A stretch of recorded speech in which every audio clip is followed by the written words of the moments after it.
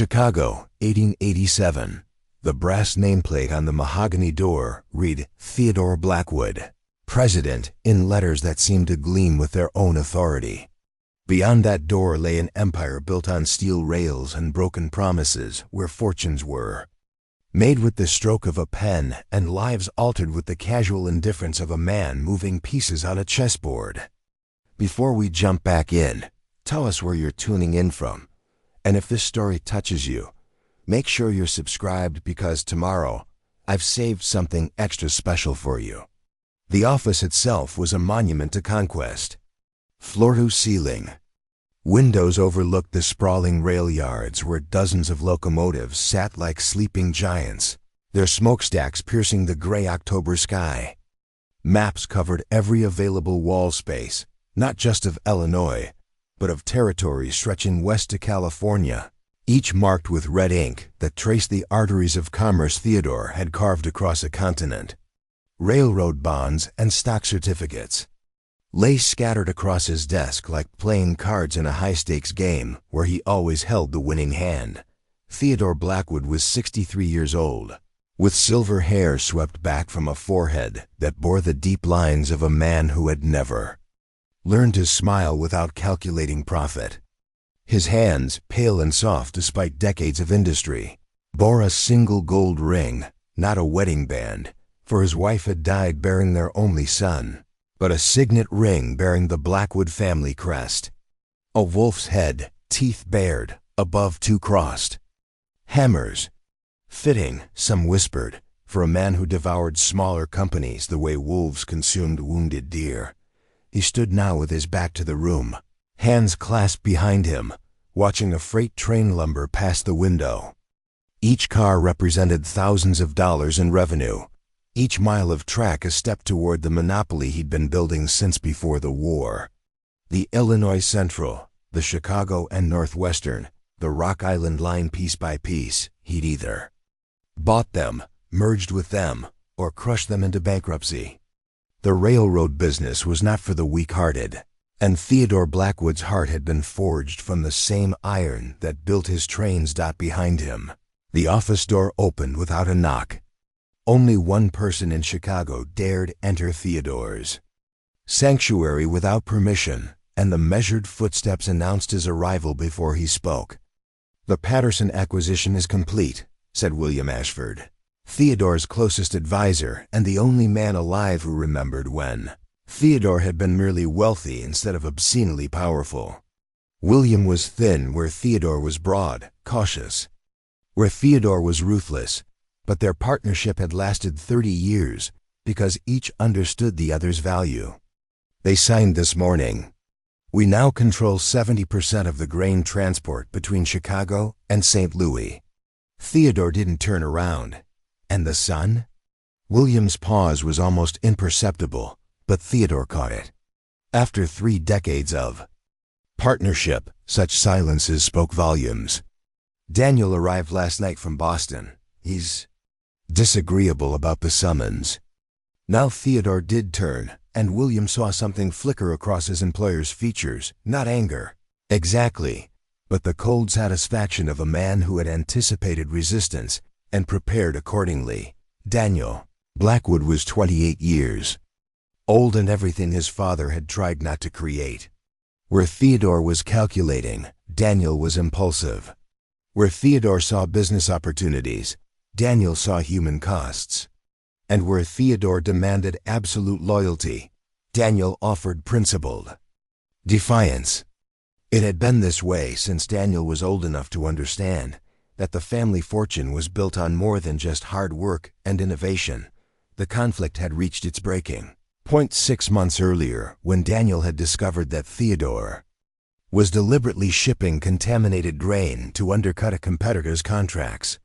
The grain wasn't dangerous to humans, but it was substandard enough to kill livestock. When Daniel had confronted his father, Theodore had shrugged. "Business is war by other means, son. The weak are meant to be devoured." Daniel had walked out that night and hadn't returned until William's telegram had summoned him back to Chicago with news of a family emergency. What Daniel didn't know was that Theodore had spent those 6 months orchestrating a solution to what he saw as his son's greatest weakness, a conscience. The door opened again, and Daniel stepped inside. He'd inherited his father's height and broad shoulders, but where Theodore moved with the predatory grace of a man who knew he owned everything he surveyed, Daniel carried himself with the careful tension of someone expecting attack. His dark hair was longer than fashion dictated, his coat was rumpled from the train journey, and his eyes held the wary alertness of a man who'd learned not to trust his own father. "Daniel." Theodore's voice carried no warmth, but then again, it never had. "Sit. I'll stand." Daniel's voice was steady, but William caught the slight tremor that suggested exhaustion rather than fear. "What's the emergency?" William's telegram was deliberately vague. Theodore returned to his desk, settling into the leather chair that had been custom-made to accommodate his frame and his ego. Behind him, afternoon light filtered through the windows, casting his face in shadow and making his expression unreadable. "The emergency," Theodore said slowly, "is your future. Or rather, your lack thereof." Daniel's jaw tightened. "If this is about the grain shipments again, this is about your marriage." The words hit the room like a dropped anvil. Daniel blinked, certain he'd misheard. "My what?" Theodore opened a leather portfolio and withdrew a single sheet of paper. Even from across the room, Daniel could see it was covered in legal text and bore multiple signatures and seals. "Marriage contract," Theodore said with the same tone he might use to discuss shipping schedules. "Negotiated over the past 3 months with Jeremiah Walsh of Cedar Rapids, Iowa. You'll wed his daughter Sarah on November 15th. The ceremony will take place at the Walsh farm, and you'll remain there for a minimum of 1 year to learn the value of honest labor." Daniel stared at his father as though the man had suddenly begun speaking Chinese.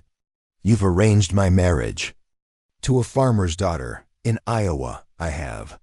Without consulting me. Correct. Without my consent." Theodore's smile was thin as winter ice.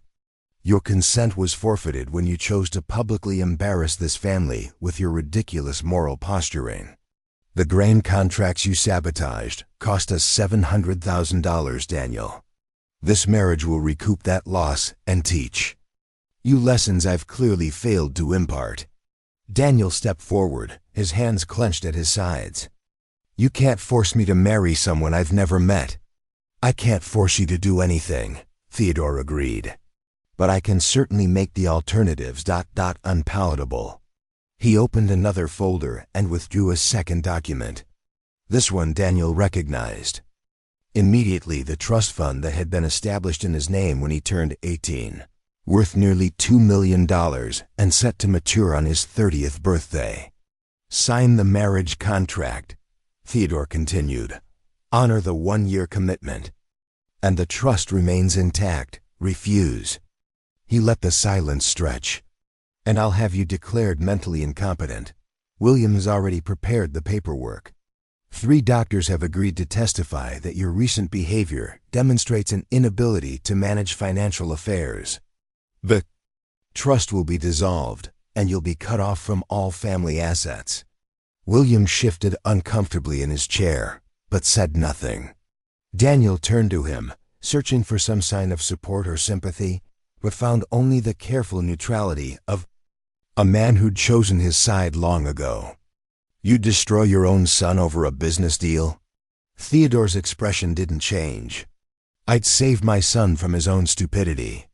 "You think you understand the world, Daniel, but you've lived your entire life cushioned by wealth you did nothing to earn.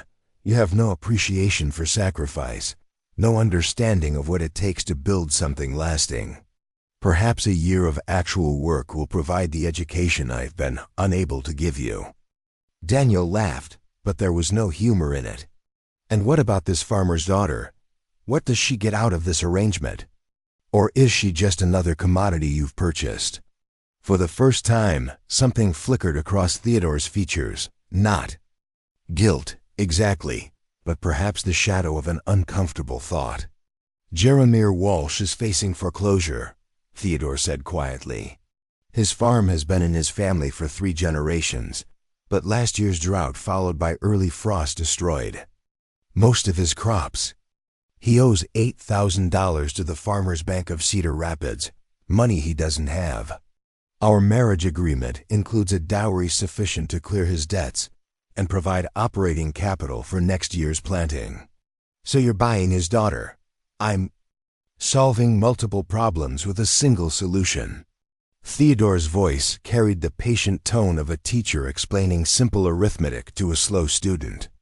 Jeremiah keeps his land, his daughter secures a prosperous future, and you learn the value of honest work and sacrifice.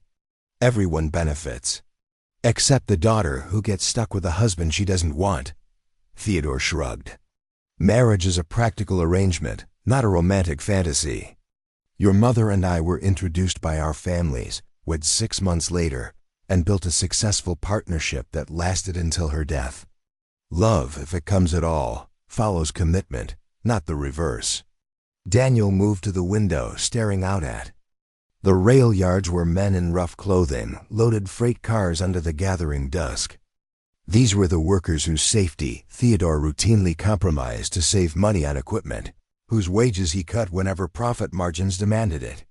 Daniel had grown up seeing these men as part of the machinery, no more important than the locomotives they serviced. It was only in recent years that he'd begun to understand they were human beings with families and hopes and fears. What if I refuse? He asked without turning around. What if I walk away from all of it, the money, the company, the Blackwood name? Then you'll discover what the world is like for men without resources or connections, Theodore replied. You'll find employment as a clerk or a laborer, rent a room in a boarding house, and live on beans and bread while you contemplate the wisdom of your principles. Some men thrive under such circumstances, most don't. Preparing and narrating this story took us a lot of time, so if you are enjoying it, subscribe to our channel. It means a lot to us. Now back to the story. Daniel's reflection stared back at him from the darkening window, superimposed over the industrial landscape that represented his father's empire. He thought of the comfortable apartment he maintained in Boston, the books and art and music that filled his days, the lectures and debates at Harvard where he'd been auditing philosophy courses. All of that would disappear if he refused Theodore's ultimatum. But could he really marry a stranger to preserve a lifestyle built on the suffering of others? What's her name again? He asked. Sarah Walsh, 26 years old, unmarried. According to her father, she's intelligent and capable. She's been managing the farm's account since her mother died 5 years ago. And she's agreed to this? Theodore hesitated for just a moment. Her father assures me she understands the necessity. Daniel turned back to face his father, and William saw something shift in the young man's expression, not surrender. Exactly, but a kind of grim calculation. 1 year, Daniel said. 1 year of honest marriage, Theodore corrected. You'll live as man and wife, work the farm, and conduct yourself as a member of the Walsh family. No running back to Chicago when the work gets difficult. No sending for money when you discover that farming is harder than you imagined. And after the year? After the year, you'll have proven you can survive without the cushion of inherited wealth. You'll return to Chicago with a better understanding of the world and your place in it. The company will be yours to inherit, and I'll trust you to run it with appropriate pragmatism. Daniel was quiet for a long moment, his gaze moving between his father and William, 2 men who had shaped his entire world and were now offering to reshape it again on their terms. When do I leave? Theodore's smile was his first genuine expression of the day. Tomorrow morning. William has already arranged your train passage to Cedar Rapids. The wedding is in 3 weeks, which should give you time to adjust to your new circumstances. And if the marriage doesn't work, if we're incompatible, then you'll discover that marriage, like business, requires compromise and effort rather than mere compatibility. Theodore stood and moved to a cabinet, where he kept a bottle of Kentucky bourbon, the same brand he'd been drinking since before Daniel was born. He poured a single glass, no offer for his son, just as it had always been. Your generation believes that happiness is a right rather than a privilege. Perhaps a year of genuine hardship will correct that misconception. Daniel looked around the office one more time, taking in the maps and certificates and symbols of power that had defined his entire world. Tomorrow he would board a train heading west into a life he'd never imagined, to marry a woman he'd never met, to learn lessons his father believed he needed. "The train leaves at 8:15, William said quietly. "I'll have a carriage ready." At 7:30. Daniel nodded and moved toward the door, but Theodore's voice stopped him. "Daniel," his father's tone was softer now, almost uncertain. "This isn't punishment, it's preparation. Someday you'll understand the difference." Daniel's hand was on the door handle when he turned back one final time. "No, father. Someday you'll understand why I never could." The door closed behind him, with a soft click, leaving Theodore and William alone in the gathering darkness. Outside, the first snow of winter began to fall, dusting the rail yards with white that would soon turn to gray slush under the weight of commerce and industry. Theodore finished his bourbon in silence, then set the glass aside and returned to his desk. There were contracts to review, territories to plan, fortunes to build and destroy. The business of empire never paused for personal sentiment, and Theodore Blackwood had not built his railroad dynasty by allowing emotion to interfere with necessity. As he worked late into the night, he found his gaze drifting repeatedly to the window, where snowflakes caught the lamplight like scattered stars. Tomorrow his son would begin a journey into an unknown future, and for the first time in decades, Theodore Blackwood was not entirely certain he controlled the destination. The snow fell heavier as Daniel walked through the empty streets of Chicago, his breath forming clouds in the frigid air. The gas lamps cast wavering circles of yellow light on the cobblestones, and somewhere in the distance, a train whistle echoed through the night like a mournful cry. He pulled his coat tighter and quickened his pace, but the cold seemed to seep through the wool and settle in his bones. His apartment on Michigan Avenue felt different when he finally reached it, smaller somehow, as though the walls had moved closer while he was away. Daniel lit the oil lamps and surveyed the rooms that had been his sanctuary for the past 6 months. Books lined every available surface: philosophy, literature, treatises on social reform that would have made his father sneer with contempt. A half-finished painting sat on an easel by the window, a landscape of the prairie he'd glimpsed during a train journey to St. Louis. He'd been trying to capture the way the grass moved in waves like water, but now it seemed foolish, the hobby of a man with too much time and too little purpose. Daniel poured himself a glass of wine and sat in the leather chair his mother had given him for his 21st birthday. Margaret Blackwood had died when he was 7, but he remembered her hands on his face, her voice reading stories about knights and dragons and quests for honor. She would have hated what Theodore was doing now, would have fought him with every ounce of strength in her delicate frame. But Margaret was 15 years in the ground, and her son was alone with a choice that felt like no choice at all. He thought about walking away.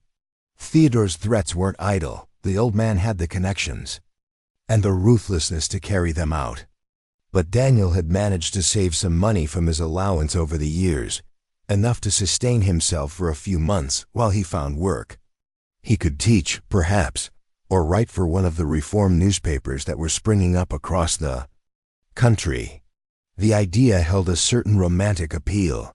Daniel Blackwood, exile from privilege, making his own way in the world through talent and determination. But as the wine warmed his blood, reality crept in. He'd never worked a day in his life, never faced the grinding uncertainty of wondering where his next meal would come from. His education at Harvard had been broad but impractical. He could discuss Kant's moral philosophy or recite Wordsworth's poetry, but he couldn't balance a ledger or negotiate a contract. or perform any of the mundane tasks that kept the world functioning. Theodore was right about one thing. Daniel had lived his entire life cushioned by wealth. He'd done nothing to earn. The clock on the mantel chimed midnight, and Daniel realized he'd been sitting in the dark for nearly an hour, the oil in the lamps burning low. Tomorrow he would board a train heading west into a life that might as well have been on another planet. He would marry a woman whose face he'd never seen, whose voice he'd never heard, whose dreams and fears and hopes were as foreign to him as the surface of the moon. Sarah Walsh. Even her name felt strange on his tongue. What kind of woman agreed to marry a stranger for money? Was she desperate enough to accept any escape from poverty, or had her father simply informed her that the decision had been made? Daniel had grown up around women who wielded social influence like weapons, his mother's friends, the society ladies who attended charity balls and managed family fortunes from behind fans and forced smiles. But a farmer's daughter would be different, harder perhaps. Shaped by work and weather and the constant threat of failure, sleep came fitfully, filled with dreams of endless fields and burning trains and a woman's voice calling his name from across an impossible distance. When Daniel woke, gray dawn was seeping through the windows, and William Ashford was sitting in the chair beside his bed, reading a newspaper as though he'd been there all night. "Time to go," William said without looking up from the headlines. "Carriage is waiting downstairs." Daniel dressed slowly, choosing clothes that seemed appropriate for a man heading into exile. Wool trousers instead of silk, a cotton shirt instead of linen, boots that were built for walking rather than dancing. He packed a single valise with the essentials, leaving behind the books and paintings and reminders of the life he was abandoning. Whatever came next, it wouldn't include the luxuries he'd taken for granted. The train station was already bustling with activity when they arrived. Porters wheeled carts loaded with luggage. Families said tearful goodbyes.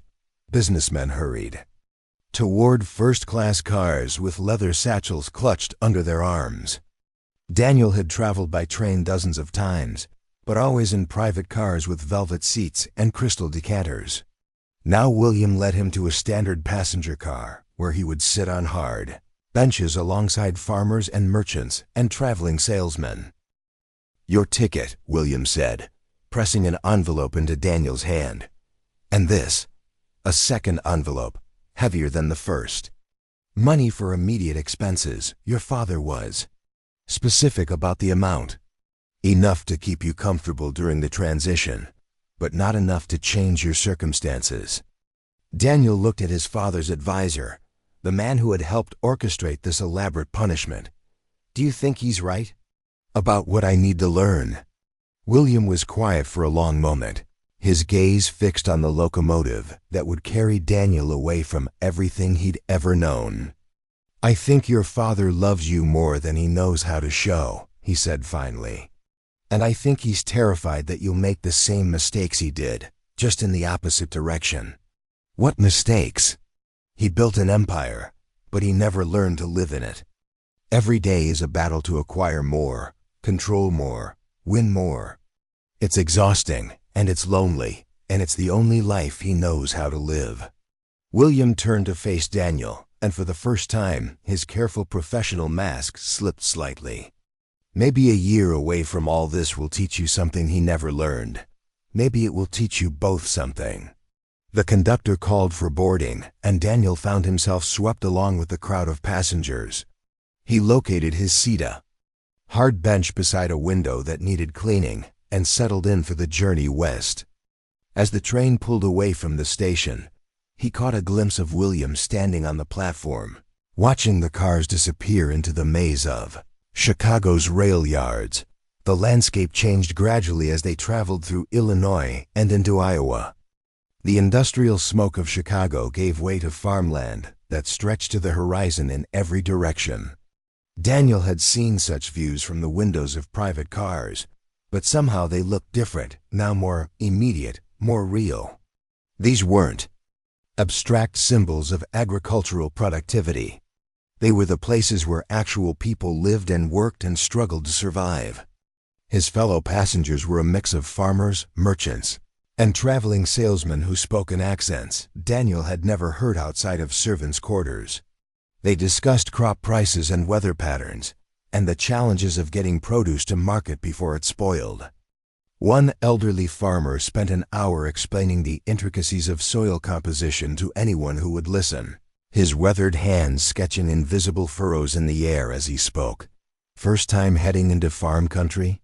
the old man asked, noticing Daniel's expensive clothes and soft hands. "Something like that," Daniel replied. "It's honest work," the farmer said, with the conviction of someone who'd never known any other kind. "Hard on the body, but good for the soul. Too many young men these days think they're too good for dirt under their fingernails." Daniel nodded politely but said nothing. What could he say? That he was heading to Iowa because his father had arranged his marriage to teach him humility? That he'd never worked with his hands except to turn the pages of books? That the closest he'd come to understanding farming was reading romantic poetry about shepherds and harvest moons? As afternoon faded to evening, the train pulled into Cedar Rapids. Daniel gathered his valise and stepped onto the platform, immediately struck by the difference in the air.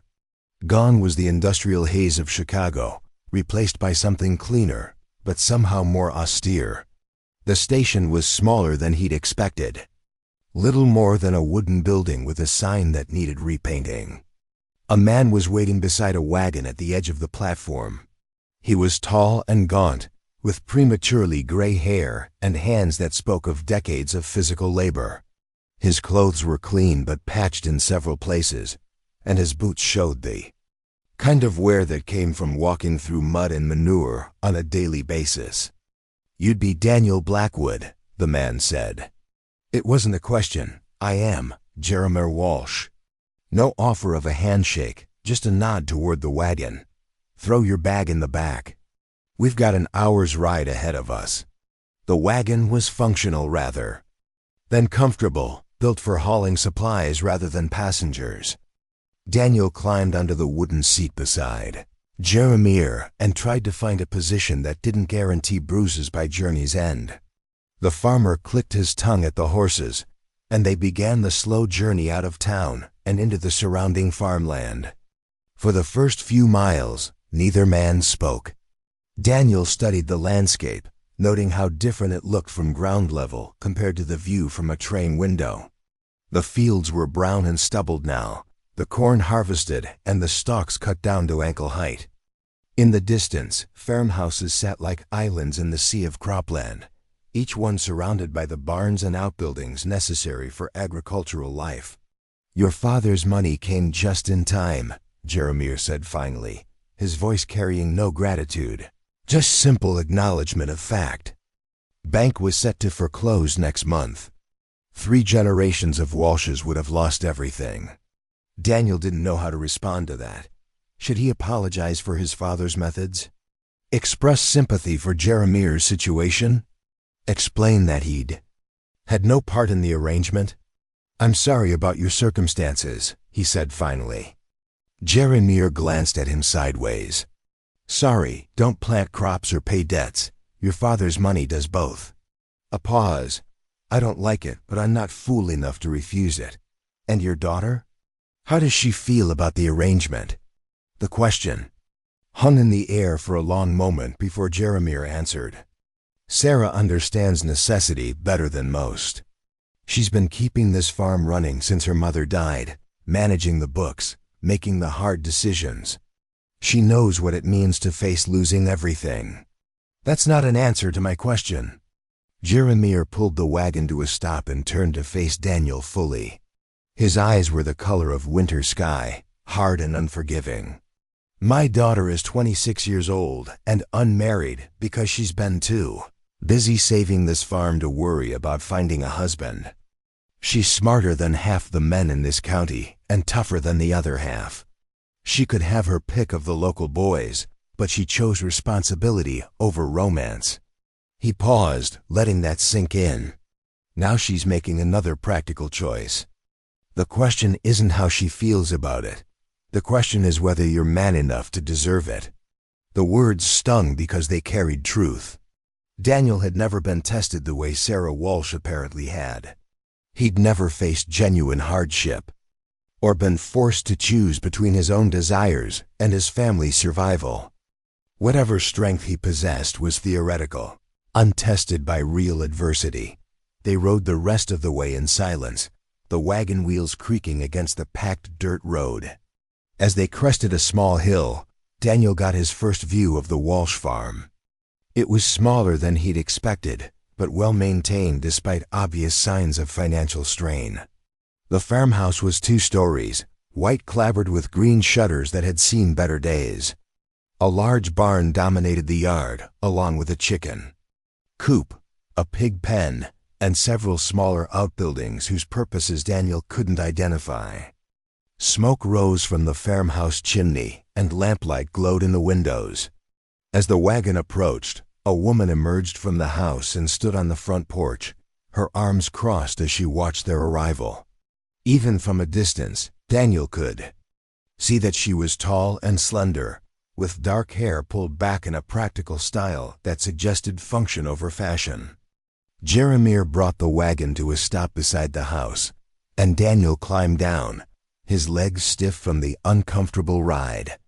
The woman on the porch didn't move or speak, just studied him with an expression he couldn't read. This, he realized, was Sarah Walsh, the woman he would marry in 3 weeks, the stranger who would shape the next year of his life. "Sarah," Jeremiah said, climbing down from the wagon. "This is Daniel Blackwood." She nodded once, a gesture that acknowledged his presence without conveying welcome or hostility. "Mr. Blackwood." Her voice was lower than he'd expected, with a slight musical quality that surprised him. "Miss Walsh." Daniel found himself uncertain how to proceed. Should he bow, offer his hand, express pleasure at meeting her? All the social conventions he'd learned seemed inadequate for this situation. "Supper's ready," Sarah said, still without moving from the porch. "I expect you're hungry after the journey." It wasn't an invitation so much as a statement of fact, but Daniel nodded gratefully. The train's dining car had offered nothing more substantial than stale sandwiches and bitter coffee. The interior of the farmhouse was spotlessly clean, but spare in a way that spoke of careful economy. The furniture was handmade but well-crafted, built to last rather than impress. A large table dominated the kitchen, set with 3 plates and simple earthenware bowls. The meal itself was plain but satisfying, beef stew with vegetables that had clearly come from the family garden, fresh bread, and strong coffee that put the train's offerings to shame. As they ate, Daniel found himself stealing glances at Sarah. She was prettier than he'd expected, though not in the delicate, ornamental way of the society women he'd known in Chicago. Her beauty was functional, built for durability rather than display.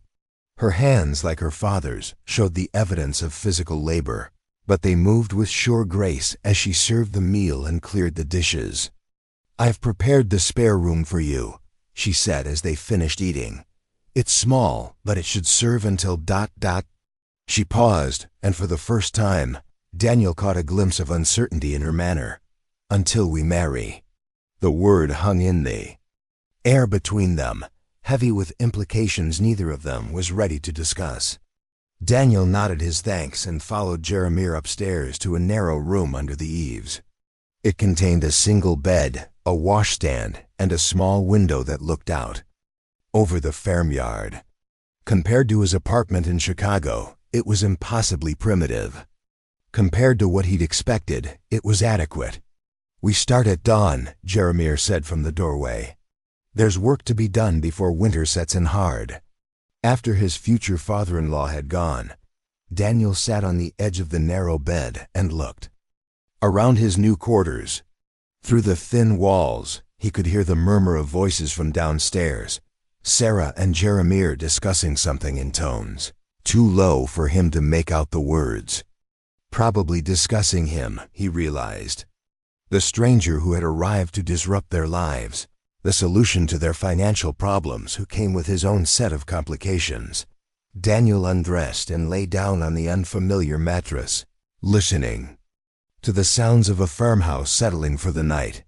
Somewhere nearby, a barn owl called across the fields, and the wind rattled the window in its frame. These were sounds he'd never heard in his apartment in Chicago, where the night was filled with the noise of carriages and street vendors and distant music from the theaters. Tomorrow he would begin learning what it meant to work with his hands, to earn his bread through sweat rather than inheritance.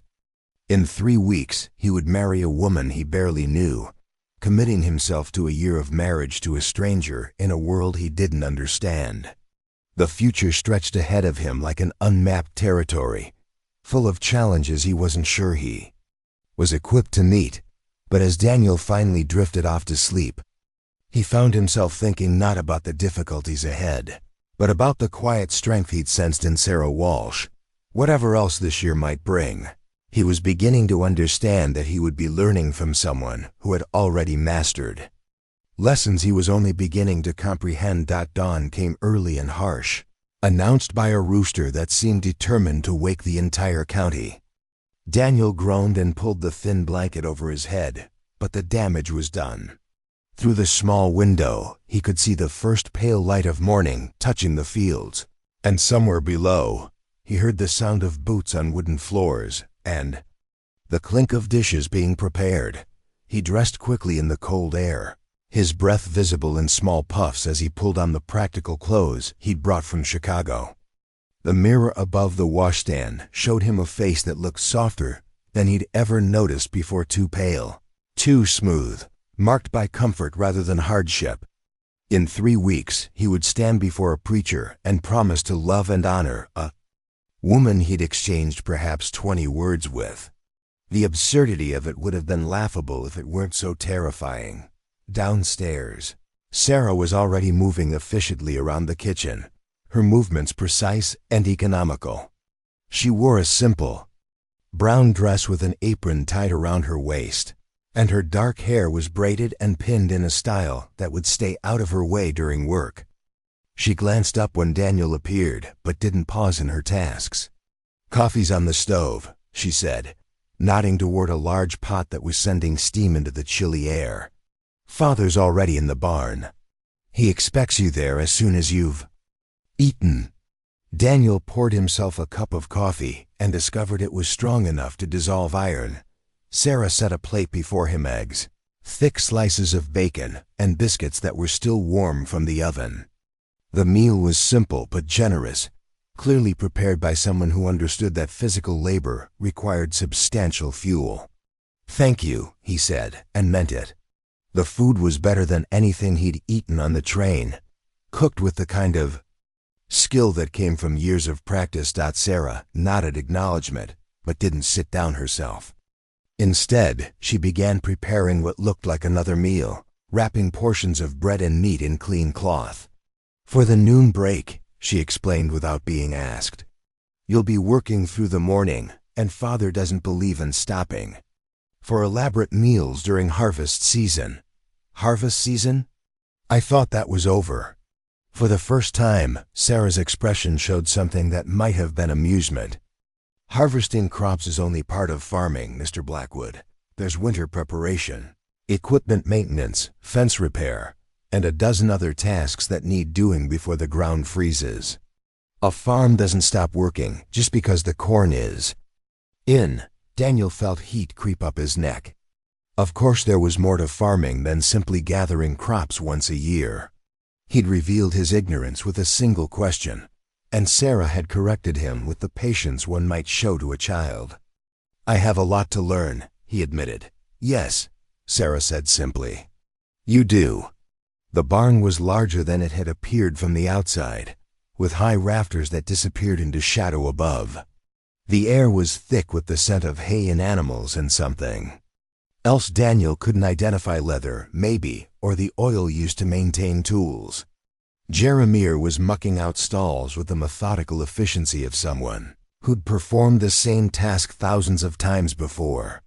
"About time," he said without looking up.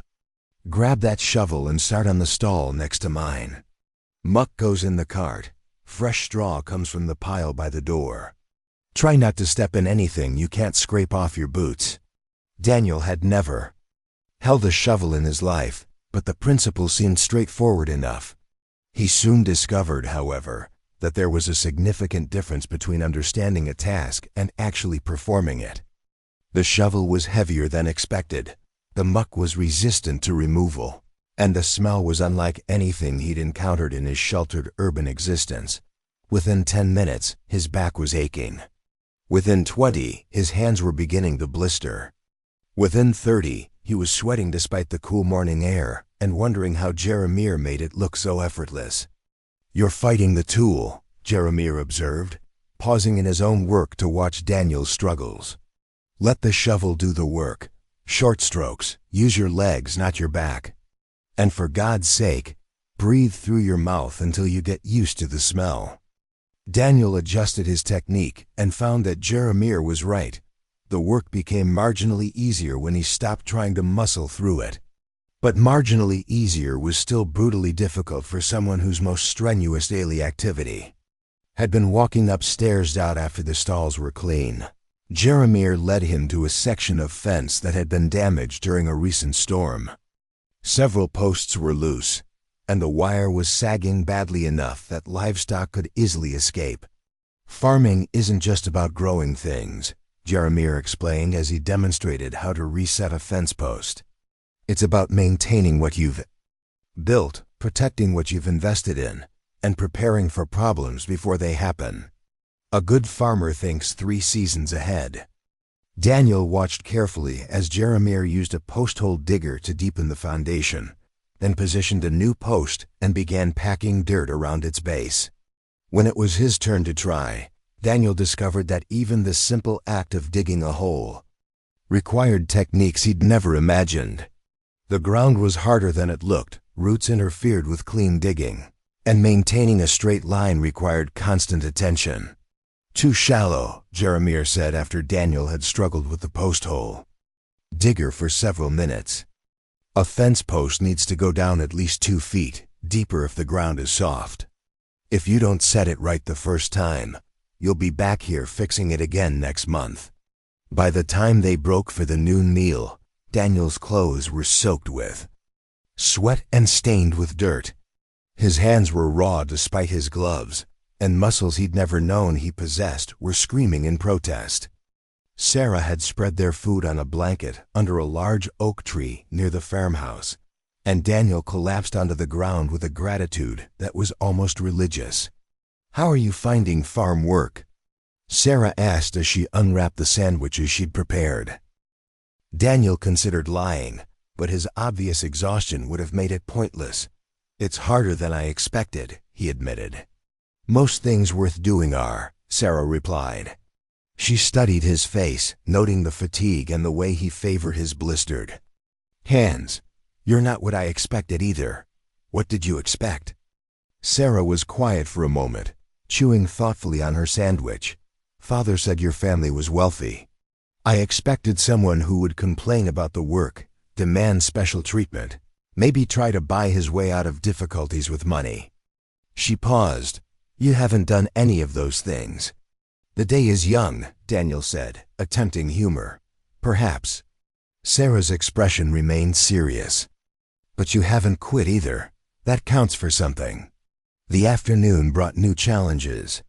Jeremiah taught Daniel how to split wood for the winter fuel supply, a task that looked simple when demonstrated, but proved fiendishly difficult in practice.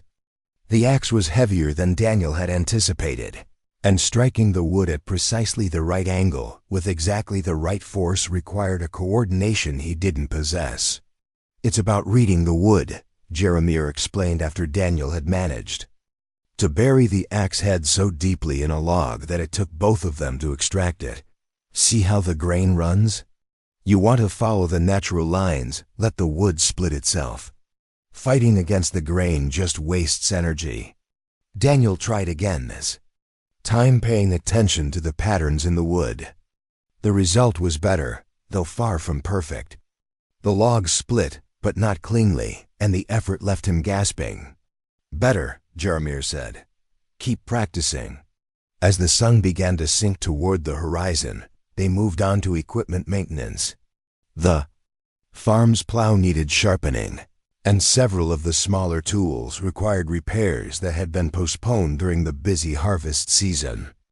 Daniel watched as Jeremiah used a whetstone to restore the cutting edge of a worn blade, his movements sure and practiced. "A dull tool is worse than no tool at all," Jeremiah explained. "It requires more effort to use as inferior work and is more likely to cause injury. Taking care of your equipment is taking care of yourself." Daniel tried his hand at sharpening a hoe and quickly discovered that maintaining the proper angle was more difficult than it appeared. Too steep, and the blade would be sharp but fragile. Too shallow, and it wouldn't cut effectively. Finding the precise angle required a sensitivity he was still developing. "It comes with practice," Jeremiah said, noting Daniel's frustration. "Everything does. The mistake most people make is expecting to master something immediately instead of accepting that skill takes time to develop." By the time they returned to the farmhouse for supper, Daniel felt as though he'd been trampled by horses.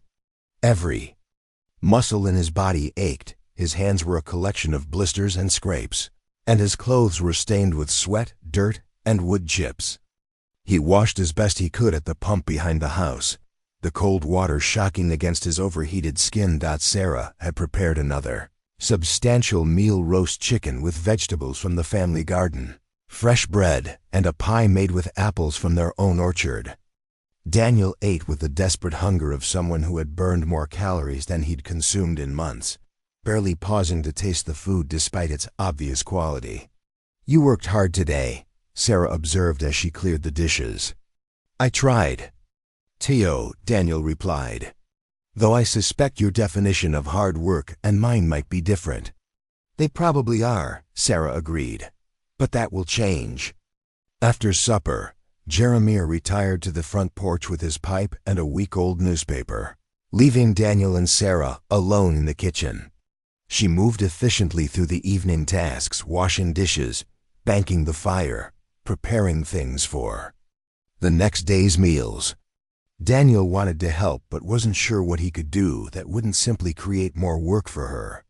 "You can dry the dishes," Sarah said, seeming to read his thoughts. She handed him a clean towel and nodded toward the plate she'd already washed. They worked in comfortable silence for a few minutes, Sarah washing and Daniel drying. It was the first time they'd been alone together for more than a few moments, and Daniel found himself acutely aware of her presence, the efficient grace of her movements, the way she hummed softly under her breath while working, the faint scent of lavender soap that clung to her hair. "May I ask you something?" Daniel said finally. Sarah nodded without pausing in her work. "Why did you agree to this arrangement? Surely there were other options." Sarah's hands stilled in the wash water, and for a moment Daniel thought she might not answer. When she finally spoke, her voice was carefully controlled. "What other options?" "Marry one of the local boys who would expect me to abandon the farm and move to his family's land? Sell everything and move to town to work as a seamstress or a shop girl? Watch my father lose the land his grandfather cleared with his own hands?" She turned to face Daniel, her eyes bright with something that might have been anger or might have been unshed tears. "You think I had choices, Mr. Blackwood, but you're wrong. I had responsibilities. There's a difference." Daniel felt the reproach in her words and knew he deserved it. He'd spoken from the privileged perspective of someone who had always had options, even if he didn't like them. Sarah had been faced with necessities, and she'd chosen the one that protected what mattered most to her. "I'm sorry," he said. "I didn't mean to suggest." "I know what you meant," Sarah interrupted, but her tone was softer now. "And I don't blame you for asking. You come from a world where people marry for love or social advantage or personal preference. This is different." "Yes," Daniel agreed, "it is." Sarah dried her hands on her apron and began putting the clean dishes away in the cupboard. "But different doesn't necessarily mean wrong," she continued. My parents were introduced by their families, married 6 months later, and built a good life together. They learned to love each other through shared work and common purpose. And you think we might do the same? Sarah paused in her task and looked at him directly. I think we might learn to respect each other, she said carefully. Respect can be a foundation for other things, if both people are willing to build on it. That night, as Daniel lay in his narrow bed listening to the unfamiliar sounds of the countryside, he thought about Sarah's words. Respect is a foundation. It wasn't the romantic ideal he'd read about in novels, but perhaps it was more realistic. And perhaps, after a day of discovering how little he knew about the world beyond his privileged bubble, respect was something he needed to earn rather than expect. The next morning brought new challenges and new lessons. Jeremiah taught him how to milk the cows, a task that required more skill and patience than Daniel had imagined. The cows seemed to sense his inexperience and expressed their disapproval through strategically placed kicks and a stubborn refusal to cooperate. They can smell fear, Jeremiah explained with what might have been amusement. Animals know when someone isn't confident. You have to approach them like you belong here, like you know what you're doing. But I don't know what I'm doing, Daniel protested. Then fake it until you do, Jeremiah replied. Sometimes confidence is just stubbornness wearing better clothes. Day by day, Daniel began to develop a routine. Up before dawn, coffee and breakfast with Sarah. A morning of hard physical labor under Jeremiah's watchful eye. A brief noon break, more work through the afternoon. And finally supper and a few quiet hours before exhaustion claimed him. His hands grew calloused, his muscles adapted to the constant demands. And gradually the work became less overwhelming. More importantly, he began to understand the rhythm of farm life, the way each task connected to others, the careful balance between immediate needs and long-term planning, the constant attention required to maintain the delicate systems that kept the operation functioning. It was far more complex than he'd imagined, requiring not just physical strength, but intelligence, experience, and an intuitive understanding of natural cycles. Sarah watched his progress with what seemed like cautious approval. She began including him in conversations about farm management, explaining the reasoning behind various decisions and asking for his observations about problems they encountered.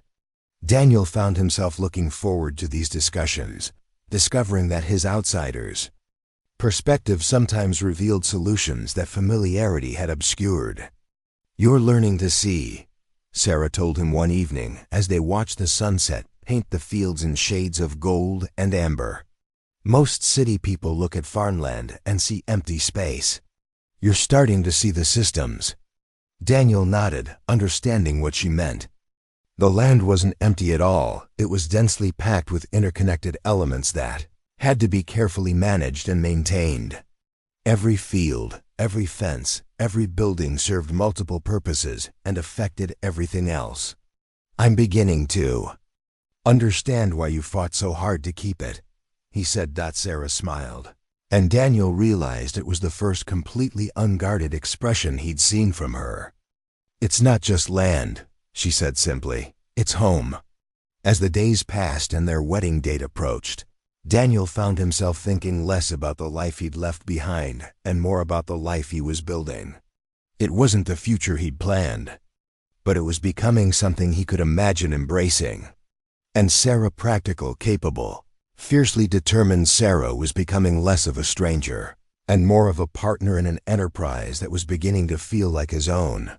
The transformation wasn't complete, and Daniel knew he had months of learning ahead of him. But for the first time since leaving Chicago, he began to believe that his father's harsh lesson might contain the seeds of something valuable, not just the discipline Theodore had intended to instill, but a deeper understanding of what it meant to build something lasting with your own hands and defend it with your own courage. The wedding was 3 days away when the letter arrived. Daniel was in the barn, struggling to repair a broken harness under Jeremiah's increasingly impatient supervision. When Sarah appeared in the doorway holding an envelope bearing the distinctive letterhead of the Blackwood Railroad Company, her expression was unreadable, but something in the way she held the letter suggested it contained more than simple family correspondence. "It's addressed to you," she said, extending the envelope toward Daniel. He wiped his hands on a rag before taking it, noting how the expensive paper felt foreign between his calloused fingers. 2 weeks of farm work had changed more than just his hands. His entire relationship with luxury had shifted. Things that had once seemed essential now felt almost absurd in their excess. The letter was from William Ashford, written in his careful script. "Daniel, your father has been asking about your progress.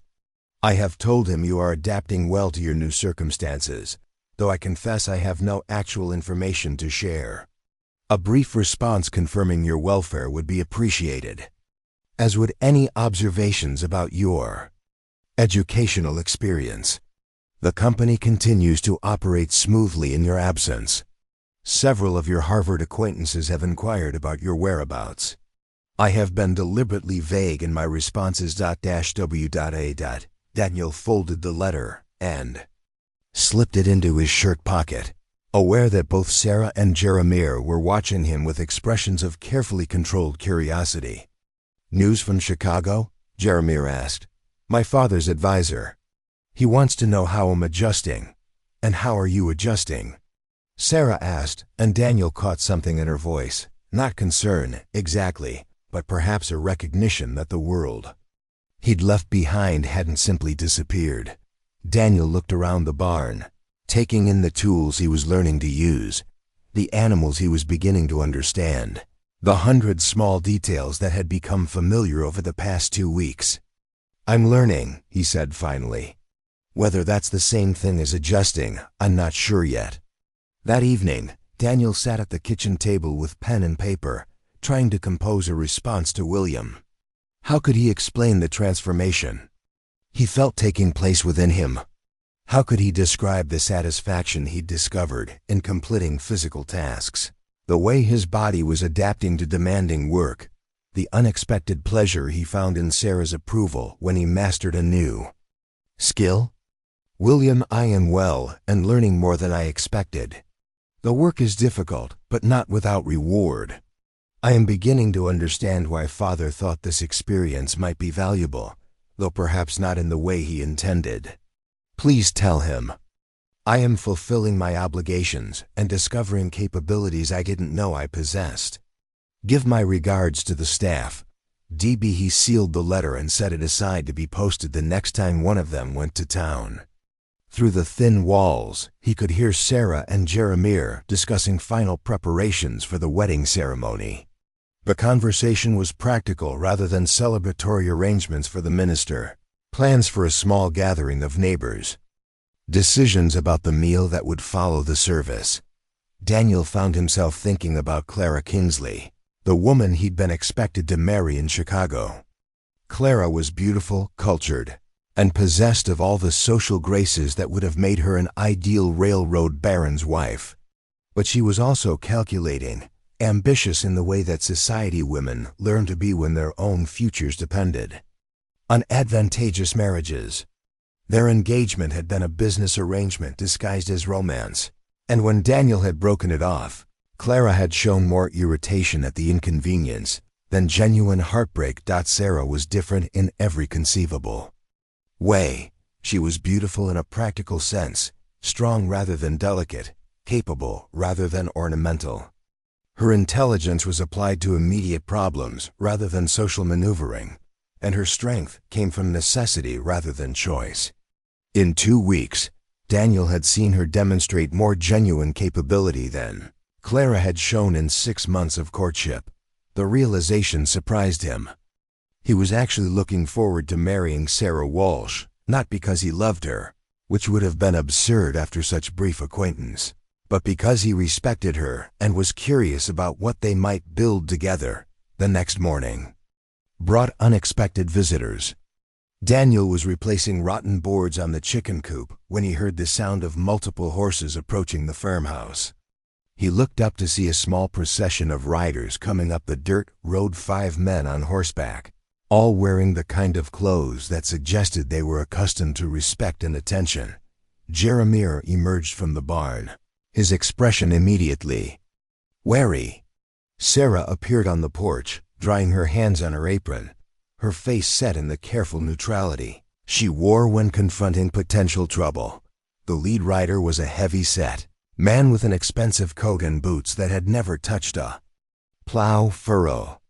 He dismounted with the stiff movements of someone more comfortable in boardrooms than farmyards, and his companions followed suit with similar reluctance. "Mr. Walsh," the heavy-set man said, his voice carrying the kind of authority that came from owning things rather than working for them. "I'm Robert Henley, president of the Farmers Bank of Cedar Rapids. I believe we need to discuss your account." Daniel felt a chill that had nothing to do with the cool morning air. Sarah's face went pale, and Jeremiah's hands clenched into fists at his sides. "The account is current," Jeremiah said carefully. "Mr. Blackwood's family has guaranteed the loan." Henley smiled, but there was no warmth in it. "Yes, about that guarantee. It seems there may be some irregularities in the arrangement." He withdrew a document from his coat and unfolded it with deliberate ceremony. "We've received word from certain parties in Chicago suggesting that young Mr. Blackwood may not have the authority to commit his family's resources in the manner described in your agreement." Daniel stepped forward, his heart pounding. "What parties?" Henley's smile widened slightly. "I'm not at liberty to discuss our sources, Mr. Blackwood, but the bank has a fiduciary responsibility to verify the legitimacy of all financial guarantees before considering them binding. The money has already been transferred," Sarah said, her voice steady despite the obvious strain. "The loan has been satisfied." "Temporarily, yes," Henley agreed. "But if the guarantee proves invalid, the bank will naturally expect immediate repayment of the full amount plus penalties for the administrative confusion." Daniel felt the world tilt beneath his feet. This had to be his father's doing some kind of test or manipulation designed to force him back to Chicago. Theodore was demonstrating that even in exile, Daniel remained subject to his father's control. "How much time do we have?" Jeremiah asked quietly. "The bank will require confirmation of the guarantee's validity within 30 days, Henley replied.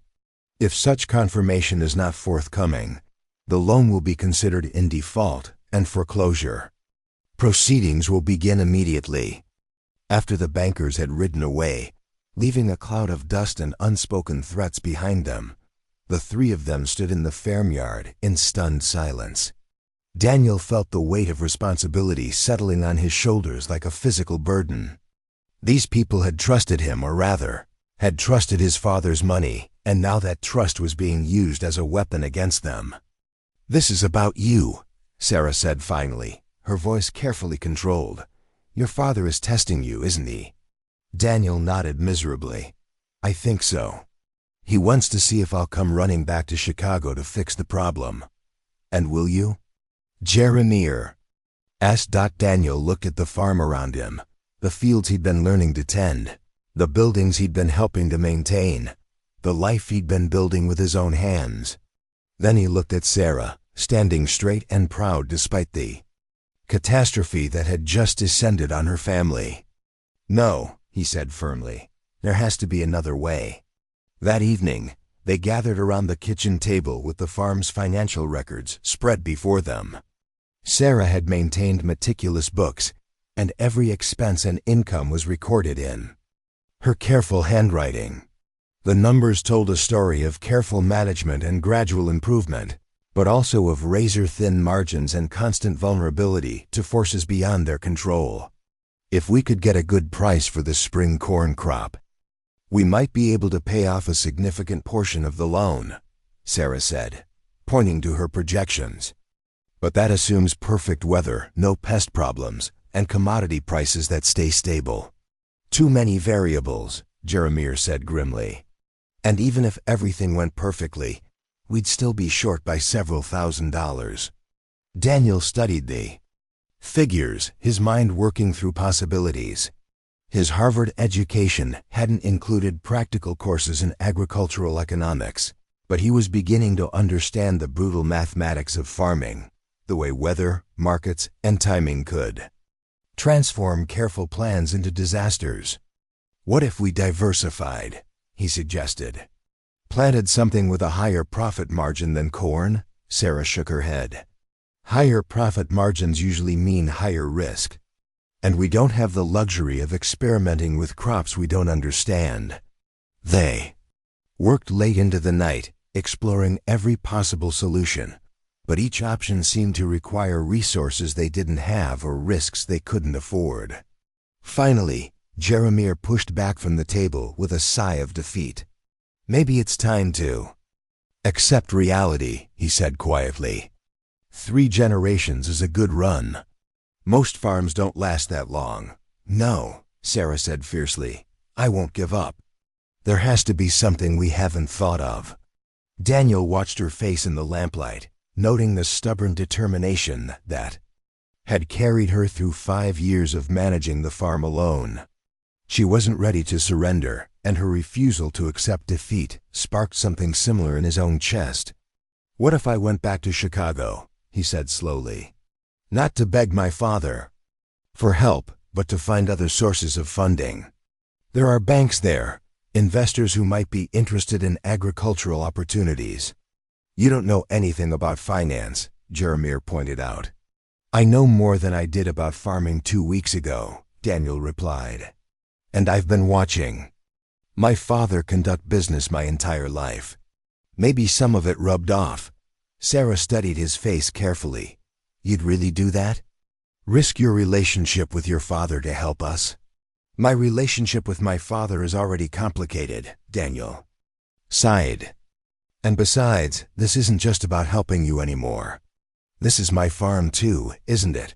Or it will be after tomorrow. The wedding ceremony was smaller than originally planned, conducted in the parlor of the farmhouse rather than the church in town. The minister was a thin, earnest man who seemed more concerned with completing the service quickly than with adding unnecessary flourishes. Sarah wore her mother's wedding dress, altered to fit her taller frame, and carried a simple bouquet of late-season flowers from the garden. Daniel had never imagined his wedding would take place in a farmhouse parlor with dirt under his fingernails and calluses on his palms. But as he stood beside Sarah and repeated the vows that would bind them together for the next year, he found himself meaning the words in ways he hadn't expected. Do you, Daniel Blackwood, take Sarah Walsh to be your lawfully wedded wife, to have and to hold, in sickness and in health, for richer or poorer, for better or worse, so long as you both shall live? I do, Daniel said, looking directly into Sarah's eyes. Do you, Sarah Walsh, take Daniel Blackwood to be your lawfully wedded husband, to have and to hold, in sickness and in health, for richer or poorer, for better or worse, so long as you both shall live? I do, Sarah replied, her voice steady. And sure, when the minister pronounced them husband and wife, Daniel leaned down to kiss his new bride. It was a brief, formal kiss, witnessed by a handful of neighbors and Jeremiah's approving nod. But Daniel felt something shift in that moment, not love exactly, but a sense of partnership that was deeper than mere legal obligation. The celebration afterward was modest but warm. The neighbors had brought dishes to share, and someone produced a fiddle for dancing. Daniel discovered that Sarah was an excellent dancer, moving with the same efficiency and grace she brought to farm work. They danced twice, talked with their guests, and gradually began to think of themselves as we instead of I. As the evening wound down and the neighbors began to depart, Daniel found himself standing on the porch with his new wife, looking out over the land that was now partially his responsibility. The moon was full, casting silver light across the fields, and somewhere in the distance a night bird called across the prairie. So, Sarah said quietly, we're married. We are, Daniel agreed. Any regrets? Daniel considered the question seriously. 2 weeks ago, he would have said yes without hesitation.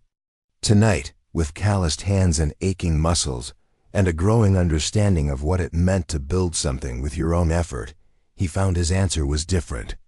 "Ask me again in a year," he said. Sarah smiled, and Daniel realized it was the first time he'd seen her look truly happy since he'd arrived. "I will," she promised. That night, they maintained the sleeping arrangements they'd established before the wedding: separate bedrooms, a careful respect for boundaries that neither was ready to cross. But something had changed between them. A subtle shift from strangers forced into proximity to partners choosing to build something together. Daniel lay awake for a long time, listening to the sounds of the house around him and thinking about the challenges ahead. The bank crisis hadn't disappeared because of a wedding ceremony, and he would need to find a solution that didn't involve surrendering to his father's manipulation. But for the first time since leaving Chicago, he felt like he was exactly where he belonged, fighting for something that truly mattered alongside someone who was strong enough to be worth fighting beside. Tomorrow will bring new challenges and new lessons. But tonight, Daniel Blackwood, farmer, husband, man slowly discovering who he was meant to be, was exactly where he needed to be. The first week of married life passed in a careful dance of politeness and shared purpose. Daniel and Sarah worked side by side during the day, preparing the farm for winter's harsh grip, and spent their evenings discussing strategies for solving the bank crisis that hung over them like a gathering storm. They were partners now in name and necessity, but the deeper intimacy that might have developed between them remained cautiously unexplored. Daniel threw himself into the work with an intensity that surprised even Jeremiah. He learned to read weather patterns in the behavior of animals and the color of clouds, mastered the art of preserving meat and vegetables for the lean months ahead, and began to understand the delicate balance of planning that kept a farm functioning through Iowa's brutal winters. But beneath his growing competence, a plan was taking shape, one that would require him to leave the farm and return to Chicago to confront his father's machinations directly. He hadn't shared this plan with Sarah yet, knowing she would object to the risk it represented. If he failed to secure alternative financing and his father refused to honor the original guarantee, they would lose everything. The crisis came sooner than anyone expected. It was a Tuesday morning in late November when the temperature dropped 30 degrees overnight, bringing with it the kind of bitter wind that warned of a harsh winter ahead. Daniel was in the barn, learning to repair harness leather under Jeremiah's patient instruction, when Sarah burst through the doors with her face flushed from running and her eyes bright with panic. "The cattle," she gasped, struggling to catch her breath. "They've broken through the north fence. The whole herd is scattered across the Morrison property." Daniel dropped the leather he'd been working on and grabbed his coat. Losing cattle was a disaster they couldn't afford under the best of circumstances, but with the bank breathing down their necks, it could be the final catastrophe that destroyed everything they were fighting to save. The three of them mounted horses and rode hard toward the broken fence line, where they found a scene of chaos that made Daniel's heart sink. The fence had been damaged by a falling tree branch, creating a gap wide enough for the entire herd to escape through. 30 head of cattle were now spread across their neighbor's property, some of them dangerously close to the creek that marked the boundary with yet another farm.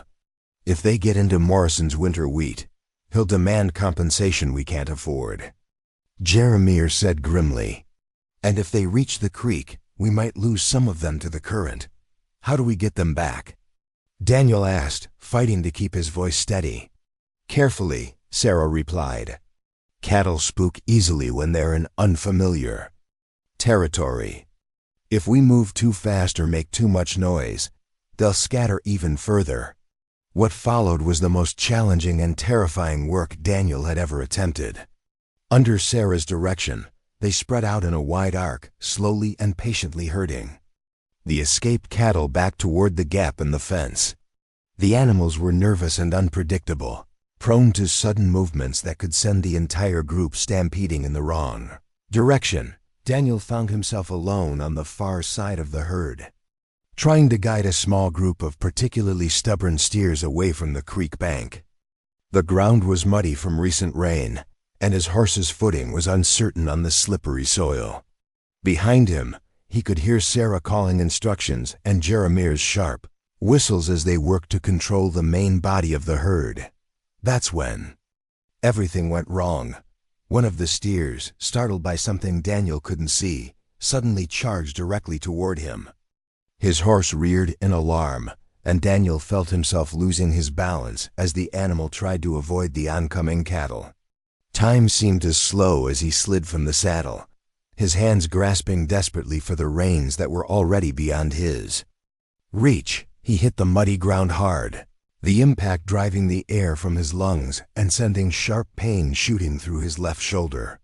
Above him, his horse reared again and then bolted, leaving Daniel alone and on foot with 30 head of frightened cattle bearing down on him.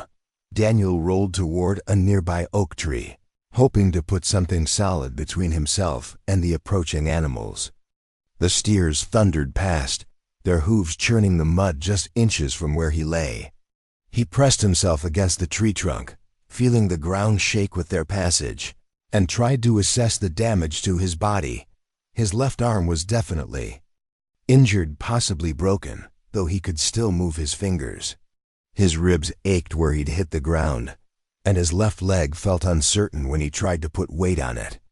But he was alive, and the immediate danger had passed as the cattle continued their chaotic flight across the field. "Daniel!" Sarah's voice cut through the noise of the dispersing herd, sharp with fear and urgency. He heard the sound of approaching hoofbeats and then saw her riding hard toward him, her face pale with concern. She dismounted before her horse had fully stopped and dropped to her knees beside him, her hands moving quickly over his body as she checked for injuries. "Can you move?" she asked, her voice tight with controlled panic. "I think so," Daniel replied, though the attempt to sit up sent waves of pain through his shoulder and chest. "My arm ... Sarah's examination was gentle but thorough, her fingers probing his injured shoulder with the competence of someone who had dealt with farm accidents before. Her touch was professional rather than intimate, but Daniel found himself acutely aware of her closeness, the way her breath misted in the cold air, the fierce concentration on her face as she worked. "It's not broken," she said finally. "Badly sprained, probably, and you'll have bruises that'll last for weeks. But nothing that won't heal with time and rest." "Rest," Daniel said with a bitter laugh. "We don't have time for rest. Not with the cattle scattered in the bank." "The cattle can wait," Sarah said firmly. "You're hurt, and trying to work injured will only make things worse." But even as she spoke, they could hear Jeremiah calling for help from across the field. The escaped animals were spreading out again, some of them now approaching the dangerous creek bank. Every minute they delayed increased the risk of losing animals they couldn't afford to replace. Daniel struggled to his feet, ignoring the protests from his injured body. "I can still help. I can ride if you boost me into the saddle." Sarah studied his face, noting the pain he was trying to hide and the stubborn determination that had become so familiar over the past weeks. "You're crazy," she said finally. "But I suppose that's what I married." What followed was 3 hours of the most difficult work any of them had ever attempted. Daniel, riding one-handed with his injured arm bound against his chest, helped guide the scattered cattle back toward their own property while Sarah and Jeremiah worked to repair the damaged fence enough to contain them. The pain in his shoulder was constant and sharp, but he gritted his teeth and pushed through it, driven by the knowledge that failure here would doom everything they were fighting to preserve. By the time they had the last steer safely back on Walsh property, the sun was setting and Daniel was swaying in his saddle from exhaustion and pain. Sarah rode beside him as they returned to the farmhouse, ready to catch him if he fell. "Why didn't you stay down?" she asked as they approached the barn. You could have been trampled. You could have been killed. Daniel was quiet for a moment, trying to find words for something he was only beginning to understand himself. "Because this matters," he said finally. "Not just the cattle or the farm or the money. This, what we're building together, matters.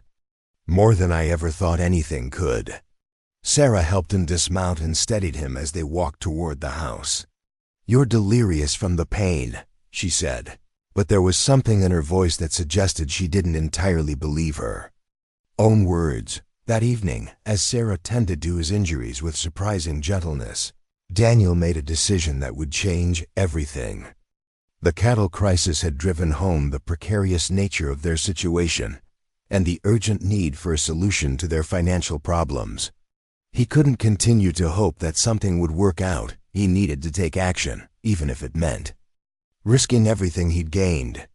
"I'm going to Chicago," he announced as Sarah finished wrapping his injured shoulder, her hands stilled on the bandage. "When?" "Tomorrow. I'll take the morning train and be back within a week." "And do what exactly?" "Beg your father to honor his agreement?" Daniel shook his head. "Find other investors. There are men in Chicago who understand agriculture who might see the potential in a well-managed farm.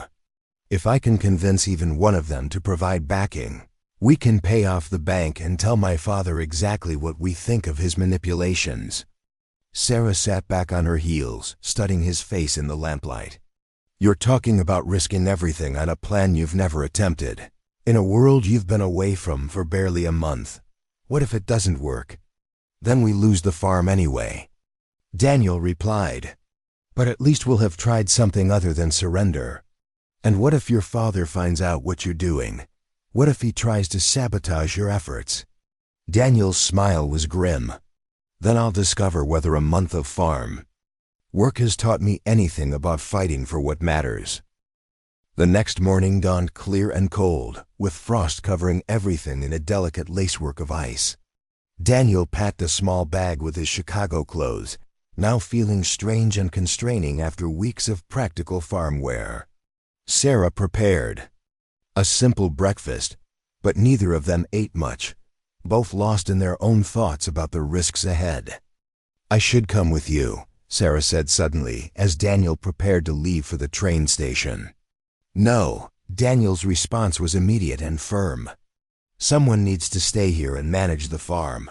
And besides, this is my fight now. My father started this game. I need to be the one to finish it." Jeremiah drove him to the station in the farm wagon, the two men riding in companionable silence through the crisp morning air.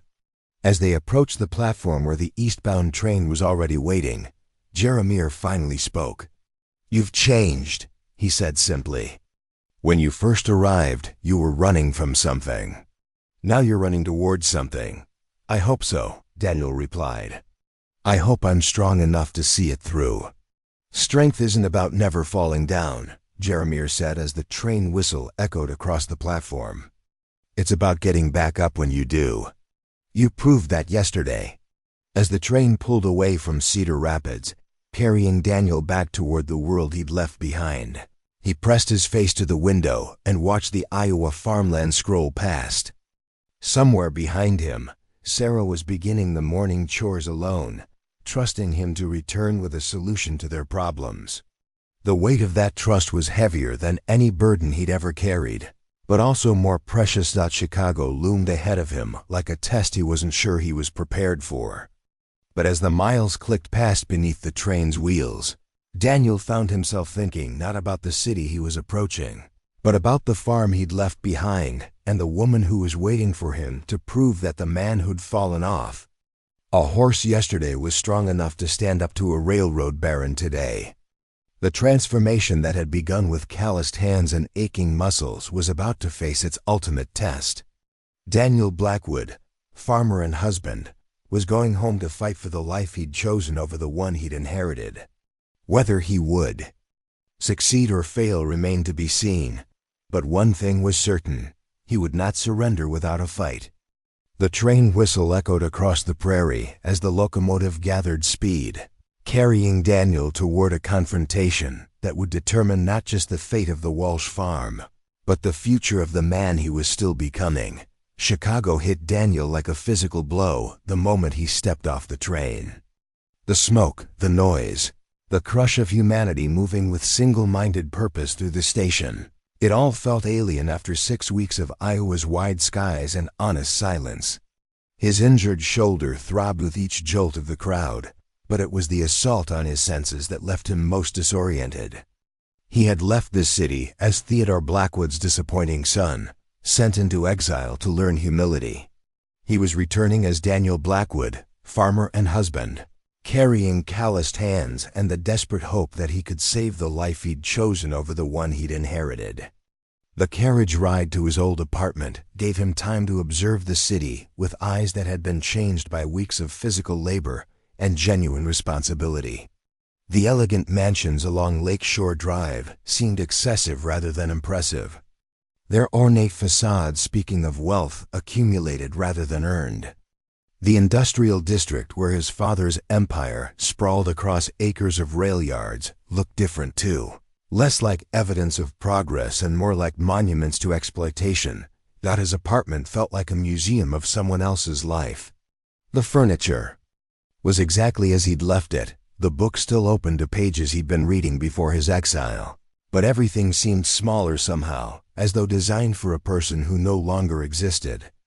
Daniel changed into his Chicago clothes wool suit, silk shirt, leather shoes that had never touched dirt, and caught sight of himself in the mirror. The man looking back at him was thinner than before, his face weathered by wind and sun, his hands marked by work.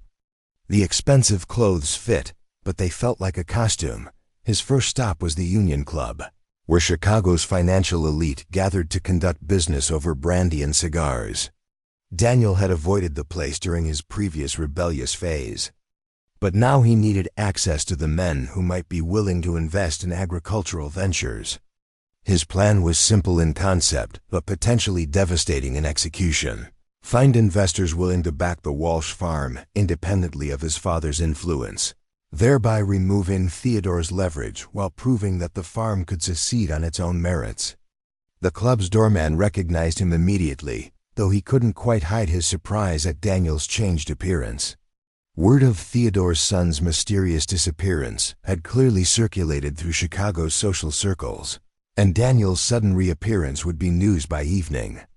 Inside, the familiar atmosphere of leather chairs, oak paneling, and quiet conversation felt suffocating after the open air of the farm. Daniel ordered a whiskey he didn't want and began the delicate process of re-establishing connections he'd severed months earlier. "Daniel Blackwood," said a voice from behind him. "I heard you'd run off to join a traveling circus." Daniel turned to find Marcus Henley, son of the banker who had delivered the ultimatum to the Walsh farm. Marcus was everything Daniel had once been: privileged, cynical, and completely insulated from the consequences of his family's business practices. "Something like that," Daniel replied carefully, "though less entertaining than you might imagine." Marcus signaled the bartender for his usual. "Father mentioned you'd gotten tangled up in some agricultural investment. Seemed to think it was quite amusing, Theodore Blackwood's son playing farmer." Daniel felt anger rise in his chest but forced himself to remain calm. This conversation could provide valuable intelligence about his father's manipulations, but only if he didn't let emotion override strategy. "Your father seems very interested in our agricultural venture," Daniel said. "I'm curious about his motivations." Marcus laughed, but there was no humor in it. "Father's motivations are always the same: profit and control. Though in this case, I suspect he's more interested in the control. Something about teaching lessons and family loyalty." "Meaning?" "Meaning your father asked him to create some pressure around your little farming experiment. Nothing illegal, you understand, just administrative complications that might encourage you to reconsider your priorities." Daniel's grip tightened on his glass. "And your father agreed?" "Of course he agreed. Your father owns 40% of our bank's railroad bonds. When Theodore Blackwood makes suggestions, prudent men listen carefully." The conversation continued for another 20 minutes, but Daniel had learned what he needed to know. His father hadn't simply threatened to withdraw support. He had actively orchestrated opposition to ensure that Daniel would have no choice but to return home in defeat. The realization crystallized his resolve. This wasn't just about saving the farm anymore. It was about breaking free from his father's control once and for all. Over the next 3 days, Daniel moved systematically through Chicago's financial community, re-establishing old connections and pursuing new ones. He met with grain merchants who understood agricultural markets, railroad investors who saw the value in farm-to-market transportation, and immigrant entrepreneurs who had built fortunes through diversified agricultural holdings. The conversations were challenging. Daniel's reputation as his father's irresponsible son worked against him, and his lack of experience in high-stakes negotiations was obvious to men who made their living reading people and situations. But something else worked in his favor: his genuine knowledge of farming operations, hard-won through weeks of actual labor. When he spoke about soil conditions, crop rotation, and equipment maintenance, he spoke with the authority of someone who had learned these things through sweat and failure rather than books and theories. On his 3rd day in Chicago, Daniel secured his first commitment. A grain merchant named Heinrich Mueller agreed to provide a guaranteed contract for next year's corn crop at prices above market rates, contingent on meeting quality standards. It wasn't enough to solve all their problems, but it was a start. The breakthrough came from an unexpected source.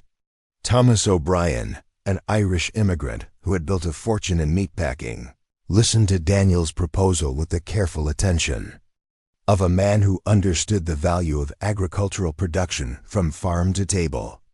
"You're asking me to bet on you," O'Brien said after Daniel had finished his presentation. "A young man with 6 weeks of farming experience and a famous father who wants him to fail. Why should I take that risk?" Daniel met his eyes directly.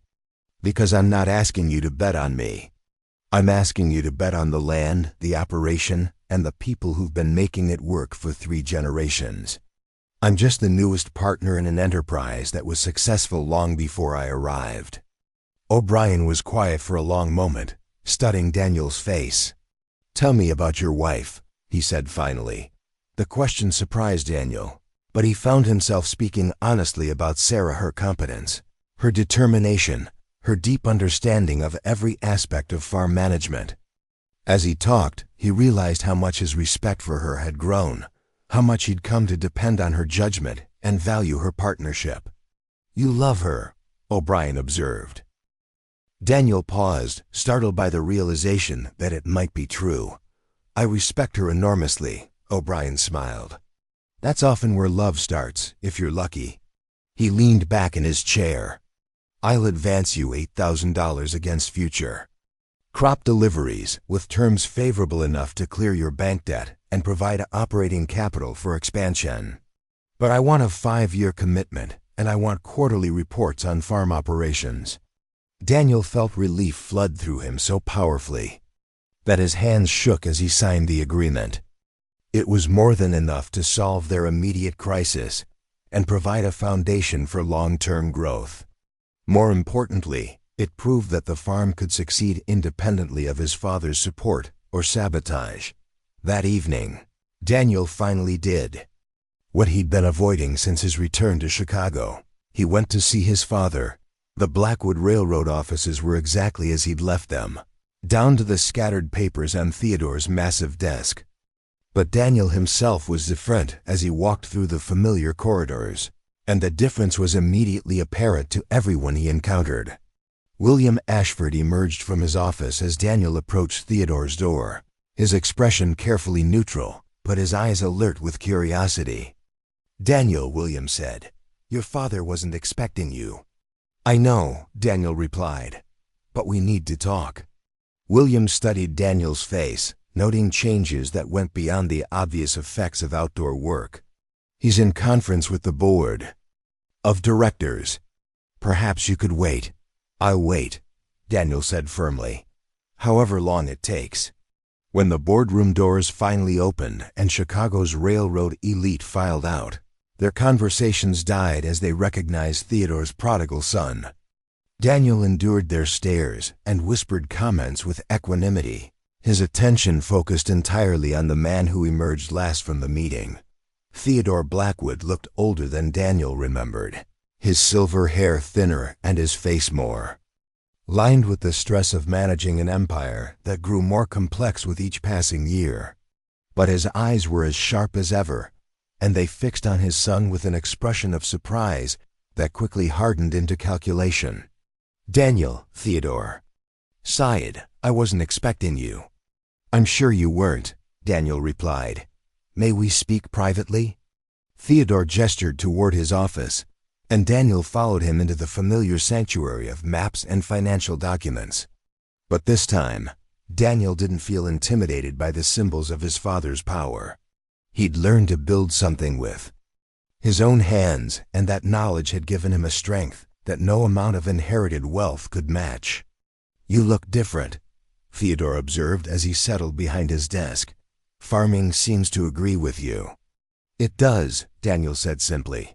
"More than I expected." Theodore poured himself a scotch, but didn't offer one to Daniel, the same gesture of conditional hospitality he'd always employed. "William tells me you've been asking questions around the financial district, something about agricultural investments." "I've been securing the future of my farm," Daniel corrected, "independent of your support or interference." Theodore's eyebrows rose slightly. "Your farm?" "My farm," Daniel repeated firmly. "My wife's farm, our farm. Whatever you want to call it, it's no longer dependent on your goodwill or your manipulations." For the first time in Daniel's memory, his father looked genuinely surprised. "Manipulations?" Daniel withdrew the signed agreement with O'Brien from his coat and placed it on Theodore's desk. 5-year contract, guaranteed markets, financing. Sufficient to clear all debts and fund expansion. The Henley Bank can call in their loan whenever they want. We'll pay it off tomorrow. Theodore picked up the document and read it carefully, his expression growing more thoughtful with each paragraph. When he finished, he set it aside and looked at his son with something that might have been respect. "Thomas O'Brien," Theodore sighed. "He's a shrewd businessman. What convinced him to take such a risk?" "The truth," Daniel replied. "That the farm is a solid investment managed by capable people who understand their business." "And what about you?" What convinced him that Theodore Blackwood's irresponsible son was worth betting on? Daniel met his father's gaze without flinching. "I told him I wasn't Theodore Blackwood's son anymore. I'm Daniel Blackwood, farmer. And I've learned to earn what I have instead of inheriting it." The silence that followed stretched between them like a chasm that had been years in the making. Theodore finished his scotch and set the glass aside with careful precision. "You realize what this means," Theodore said finally. "It means I'm free," Daniel replied. "Free to succeed or fail based on my own efforts, not your approval or disapproval. It means you're giving up your inheritance. The railroad, the fortune, the Blackwood Empire, all of it." Daniel nodded. "All of it. For a farm in Iowa and a woman you've known for 6 weeks. For a life I chose instead of one I was born into. For work that means something beyond accumulating wealth. For a partnership based on mutual respect rather than fear." Theodore was quiet for a long moment, his fingers drumming against the desk. In a rhythm Daniel remembered from childhood. When he finally spoke, his voice was softer than Daniel had ever heard it. "I wanted you to learn discipline," Theodore said. "I wanted you to understand the value of hard work and the cost of responsibility. I thought if you spent a year struggling with genuine hardship, you'd come back grateful for the advantages you'd been given. And instead I learned that I don't want to live the way you do," Daniel replied. "I don't want to spend my life accumulating power and wealth that I can't take with me when I die. I want to build something that lasts, something that makes the world a little better than I found it." Theodore stood and walked to the window that overlooked his rail yards, his hands clasped behind his back. "Your mother would have been proud of you," he said quietly. The words hit Daniel with unexpected force. His father had rarely spoken of Margaret Blackwood since her death, and never with such obvious emotion. She was the only person who ever stood up to me the way you're doing. Now, Theodore continued, she made me a better man than I deserved to be. After she died, I forgot how to be anything except what business demanded. Daniel joined his father at the window, looking out over the empire that had defined his entire world until 6 weeks ago. It's not too late, he said quietly. You could change. You could find something beyond just accumulating more of everything. Theodore smiled, but it was sad rather than bitter. I'm 63 years old, Daniel. This empire is all I know. How to build, but you're building something different. Something better. He turned away from the window and extended his hand to his son. I won't interfere with your farm or your marriage. You have my word. Daniel shook his father's hand, feeling the strange sensation of saying goodbye to one life while fully embracing another. Thank you. Don't thank me yet, Theodore said with a ghost of his old smile. Wait until you've survived your first Iowa winter before you decide this was a good idea. As Daniel left his father's office for what he suspected might be the last time, he felt the weight of a lifetime of expectations and resentments lifting from his shoulders. He was no longer Theodore Blackwood's disappointing son or his rebellious heir. He was simply Daniel Blackwood, farmer and husband, heading home to the woman and the life he'd chosen for himself. The train back to Iowa couldn't leave soon enough. The Iowa landscape looked different to Daniel as the train carried him home. What had once seemed empty and monotonous now revealed itself as a complex tapestry of subtle variations. The way the light fell differently across various fields, the careful geometry of fence lines that spoke of generations of thoughtful planning, the distant farmhouses that represented families building lives with their own hands. He was seeing it through the eyes of someone who belonged here, rather than someone passing through. At Cedar Rapids Station, Jeremiah was waiting with the farm wagon, his weathered face creased with worry that transformed into relief when he saw Daniel emerge from the passenger car. The older man's eyes quickly took in Daniel's appearance, the expensive Chicago clothes that somehow looked out of place on him now, the confident bearing that spoke of success rather than defeat. Well, Jeremiah asked without preamble as they loaded Daniel's bag into the wagon. Daniel handed him the signed contract with O'Brien. We're safe, more than safe, we're independent. Jeremiah read the document carefully, his expression growing more amazed with each paragraph. 5 years guaranteed, premium prices, operating capital for expansion. He looked up at Daniel with something approaching awe. How in God's name did you manage this? I told the truth, Daniel replied.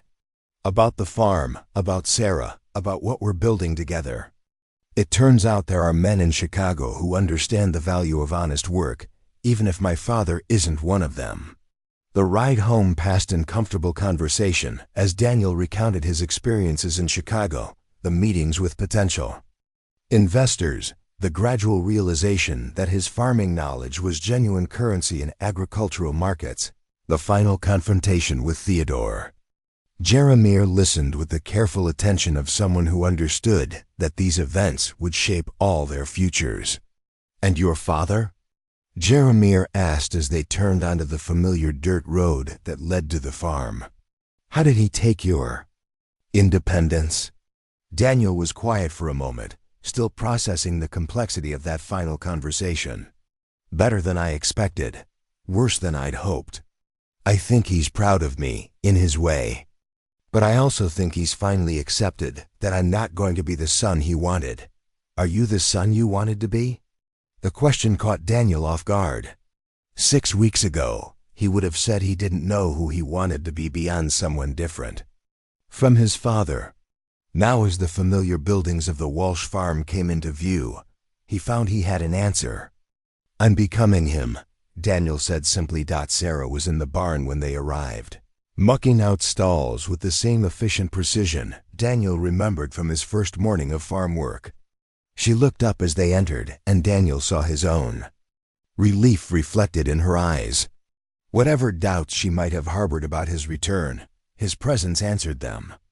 "You're back," she said, and Daniel caught something in her voice, not just relief, but genuine happiness. "I'm back," he confirmed, "and I brought good news." That evening, they sat around the kitchen table as Daniel explained the details of his Chicago trip and the O'Brien contract. Sarah studied the documents with the same careful attention she brought to all business matters, asking sharp questions about terms and conditions that proved she understood the financial implications better than most bank presidents. "This is more than we needed just to solve the crisis," she observed. "This is enough to expand operations, improve equipment, maybe even buy the Morrison property if it ever comes up for sale." "That's the idea," Daniel said. "I didn't want to just solve our immediate problems. I wanted to build something that could grow." Jeremiah leaned back in his chair, a satisfied smile spreading across his weathered features. 3 generations of Walshes, and it takes a railroad baron's son to finally put us on solid ground." "It takes all of us," Daniel corrected. "I couldn't have convinced O'Brien to invest if I hadn't been able to speak knowledgeably about farming operations.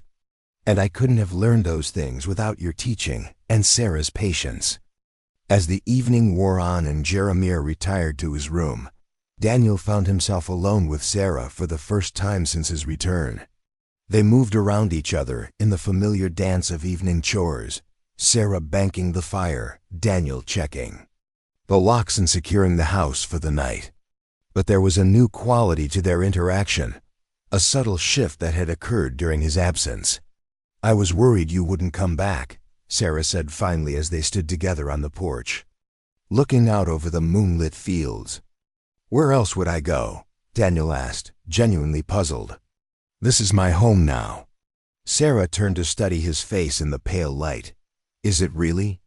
Or is this just the place you ended up when you ran away from your real life?" Daniel considered the question seriously. 6 weeks ago, he would have said the farm was temporary, a way station between his old life and whatever came next. But somewhere along the way, it had become something else, not a place he was hiding, but a place he was building. "I used to think my real life was in Chicago," he said slowly. "The apartment, the social clubs, the expectation that I'd eventually take over my father's business. But that life never felt like it fit me. I was playing a role someone else had written for me." He gestured toward the barn where they'd worked together, the fields they'd walked as partners, the house where they'd learned to live as husband and wife. "This feels real in a way nothing else ever has. The work has meaning, the challenges are genuine, and the rewards—" He paused, looking at Sarah. "The rewards are things I can be proud of. And what about us?" Sarah asked quietly, "What are we to each other now?" It was the question Daniel had been avoiding, partly because he wasn't sure of the answer, and partly because he was afraid of what it might mean. Their marriage had begun as a practical arrangement, but it had evolved into something more complex over the weeks they'd spent learning to live and work together. "I don't know," he admitted. "I know I respect you more than anyone I've ever met. I know I've come to depend on your judgment and value your partnership. I know that when I was in Chicago, all I could think about was getting back here, not just to the farm, but to you." Sarah was quiet for a long moment, her gaze fixed on the distant horizon where the prairie met the star-filled sky. When she finally spoke, her voice was softer than he'd ever heard it. "When I agreed to marry you, I thought I was making a sacrifice, trading my freedom for my family's security. But these past weeks, working beside you, watching you change. From someone who was running away to someone who was running towards something, ... double quotes. She paused, seeming to gather her thoughts. "I've started to think maybe I wasn't making a sacrifice at all. Maybe I was making a choice." Daniel felt something shift in his chest, a recognition of feelings he'd been afraid to examine too closely. "What kind of choice?" Sarah turned to face him fully, and in the moonlight, Daniel could see a vulnerability in her expression that she rarely allowed herself to show. "The choice to build something with someone I could learn to love," she said simply. The words hung between them in the crisp night air, honest and brave and terrifying in their implications. Daniel felt the weight of them, the possibility they represented, the future they might create together if they were willing to take the risk. He reached for her hand, finding it warm despite the cold air. "I think I'm already learning," he said. Quietly, Sarah's smile was the first completely unguarded one he'd seen from her, transforming her practical beauty into something luminous. "Then we have time," she said. "We have all the time we need." The kiss that followed was different from the formal peck they'd shared at their wedding ceremony. This was a beginning rather than an obligation, a promise rather than a performance. When they finally separated, Daniel rested his forehead against hers, breathing in the scent of lavender soap and clean air that would forever remind him of home. "I love you," he said, the words coming more easily than he'd expected. "I love you too," Sarah replied, and Daniel heard wonder in her voice, as though she was surprised by her own feelings. The months that followed brought the harsh Iowa winter Daniel's father had warned him about, but also brought a deepening partnership that sustained them through the darkest days. Daniel learned to read weather patterns and repair equipment by lamplight, to manage livestock through blizzards and plan for spring planting while snow still covered the fields. Sarah taught him the subtle arts of farm management, how to judge the quality of seed, when to sell crops for maximum profit, how to balance immediate needs against long-term goals. More importantly, they learned to be married in the fullest sense. Their separate bedrooms became a shared space where they planned their days and shared their dreams. Their formal politeness evolved into easy intimacy, the kind of partnership that allowed them to work together without words and communicate. Through glances across a crowded room, the O'Brien contract proved even more beneficial than expected. The premium prices for their crops allowed them to invest in improved equipment and expand their planting area. Daniel's growing reputation as a serious farmer rather than a wealthy man playing at agriculture brought opportunities for additional contracts and partnerships with neighboring farms. By spring, the transformation was complete. Daniel had become what he'd never expected to be, a successful farmer whose success was built on knowledge rather than inheritance, partnership rather than domination. The calluses on his hands told the story of genuine work, and the satisfaction in his eyes spoke of purpose found rather than imposed. The letter from Chicago arrived on a warm day in early May, when the fields were green with new corn, and the future looked as bright as the Iowa sunshine. It was from William Ashford, written in his careful script. "Daniel, your father wanted you to know that the Blackwood Railroad Company has acquired the Morrison property adjacent to your farm. He has instructed me to deed it to you and Sarah as a wedding gift with his compliments and his blessing. He says to tell you that some legacies are worth more than money, and he's proud to see you building one. The transfer papers are enclosed -W.A. Daniel read the letter twice before its meaning sank in. The Morrison property was 200 acres of prime farmland that had been in foreclosure for months. Combined with their existing holdings, it would make them one of the largest independent farming operations in the county. "What does it say?" Sarah asked, noting his expression. Daniel handed her the letter and watched her face change as she read it. When she finished, she looked up at him with tears in her eyes. "He's giving us the Morrison place," she said wonderingly. "Why would he do that?" Daniel thought about his father, alone in his Chicago office surrounded by the symbols of an empire that would outlast him but never love him the way Sarah loved the land they worked together. "Because he finally understands what I was trying to tell him," Daniel said. "Some things are worth more than money." That evening, they walked the boundaries of their expanded property, talking about plans for the future, what crops to plant, what improvements to make, how to manage the additional acreage. But beneath the practical discussions was a deeper satisfaction, the knowledge that they had built something lasting through their own efforts and partnership. "Do you ever miss it?" Sarah asked as they paused on a hill overlooking both their original farm and the new property. "The life you left behind?" Daniel looked back toward the house where lamplight glowed warmly in the windows, then forward toward the endless prairie where their crops would grow and their future would unfold. He thought about marble halls and velvet chairs, about boardrooms, where men fought over abstractions while missing the solid reality of soil and seed and seasons. "I miss some of the books," he said finally, making Sarah laugh. "But everything else?" "No, I don't miss anything about that life, because this one is better in every way that matters." As they walked back toward the house, Sarah's hand warmed in his in the evening star rising over their land. Daniel reflected on the strange journey that had brought him here. He'd been sent to Iowa as punishment, forced into marriage as discipline, exiled from privilege as a lesson in humility. But what he'd found was something his father had never intended, not humility, but purpose, not discipline, but joy, not punishment, but the greatest gift he'd ever received. The railroad baron had forced his son to wed a farmer, expecting to break his spirit and bend his will.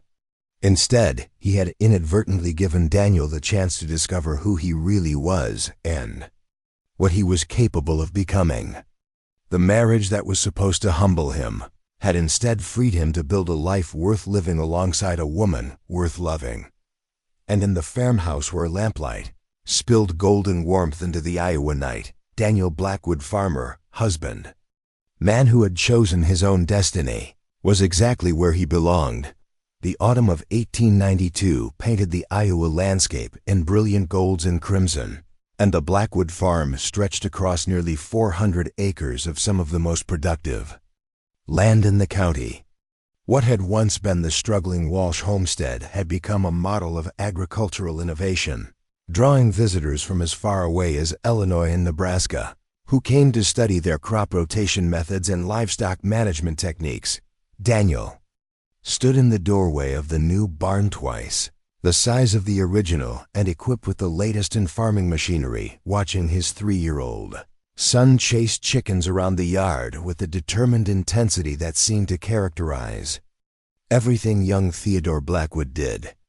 The boy had his mother's dark hair and serious expression, but his grandfather's stubborn chin and his father's long legs that promised he would be tall when he grew up.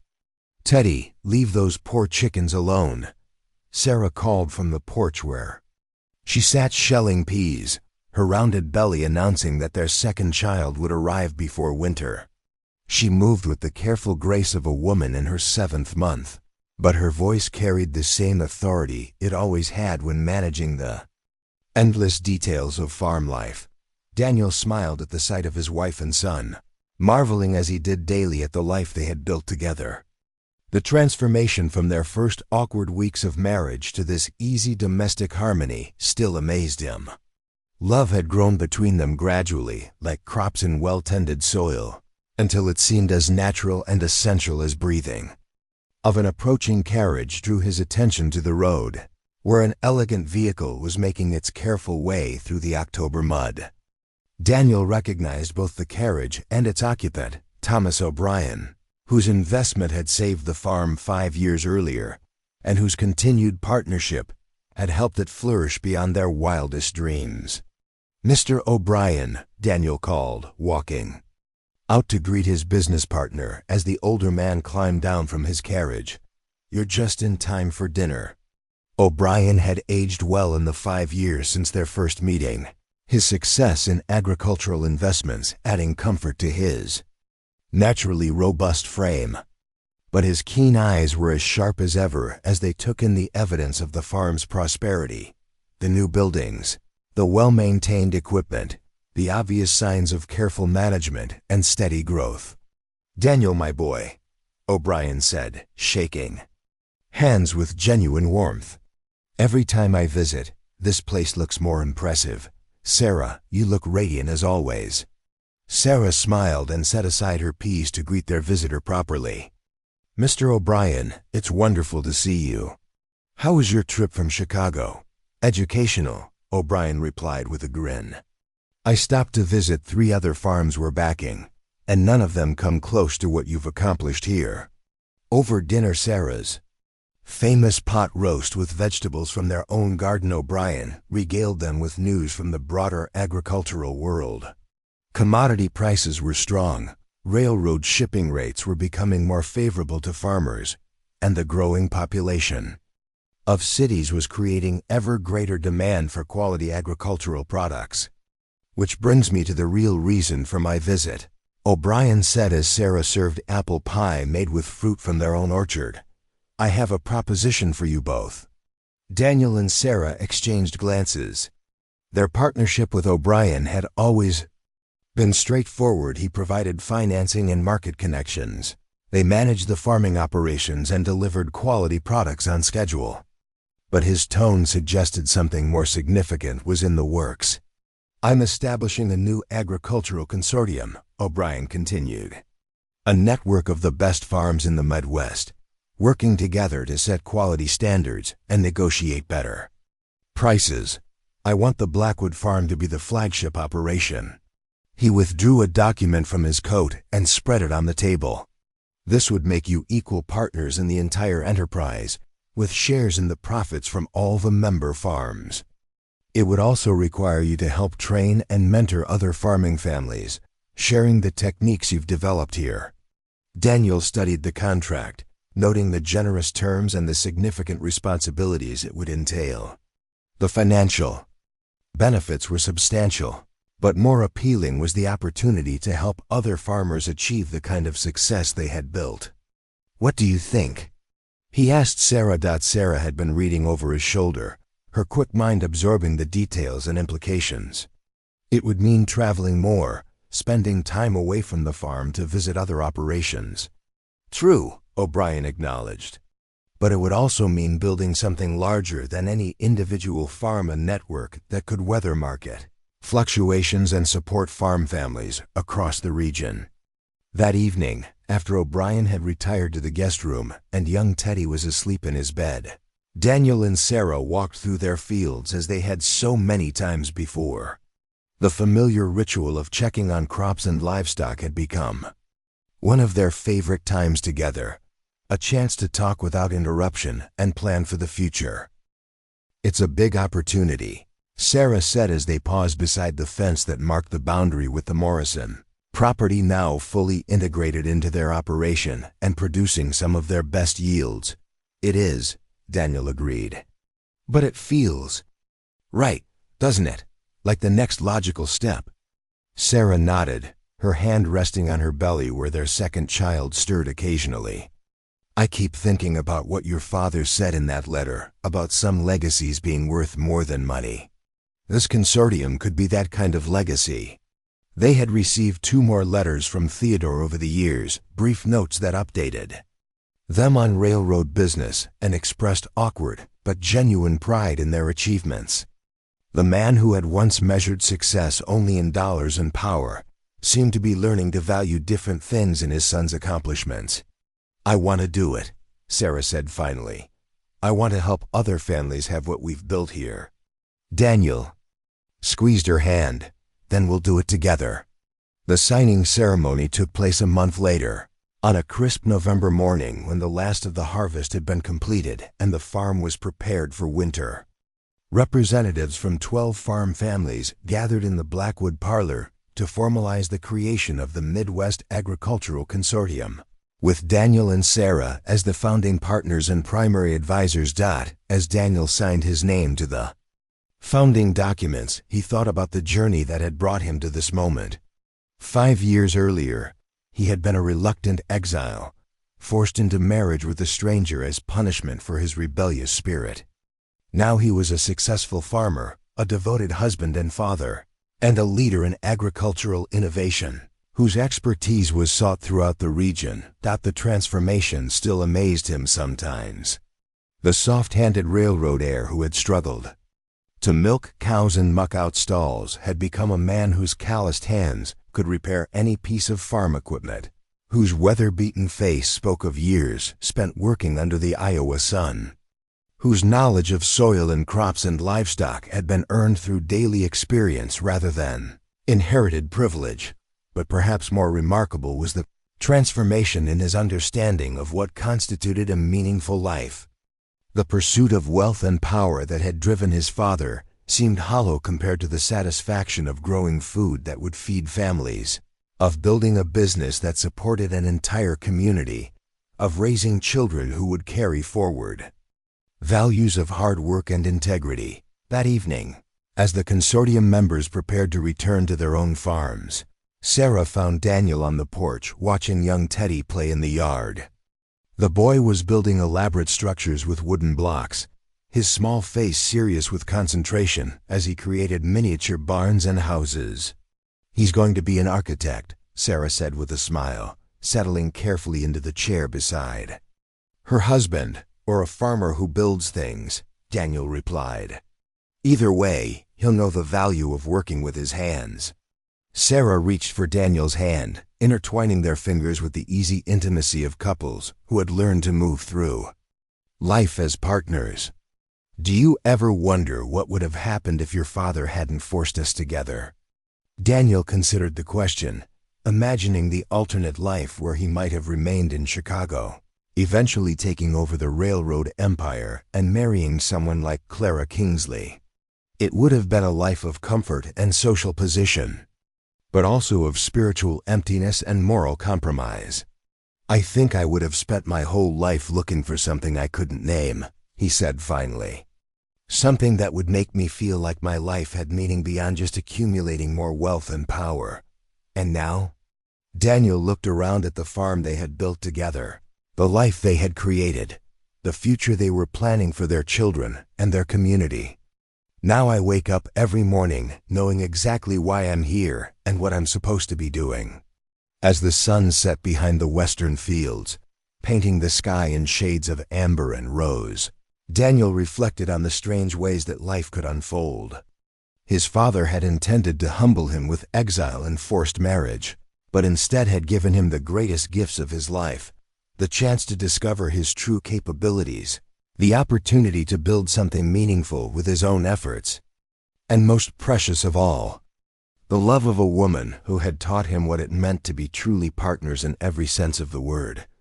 The railroad baron's plan to force his son's submission had backfired spectacularly, producing instead a man who had found his own way to success and happiness. And the marriage that was meant to be punishment had become the foundation for a love story that would be remembered long after the last locomotive had carried its final load of grain to market. In the farmhouse where lamplight glowed warmly against the gathering darkness, the Blackwood family prepared for another peaceful evening in the life they had chosen over the one they had inherited. And outside, the Iowa wind whispered across fields of stubble and promise, carrying the dreams of farmers who had learned that the greatest fortunes were built not in boardrooms, but in the honest soil of home. Up next, you've got two more standout stories right on your screen. If this one hits the mark, you won't want to pass these up. Just click and check them out. And don't forget to subscribe and turn on the notification bell so you don't miss any upload from us.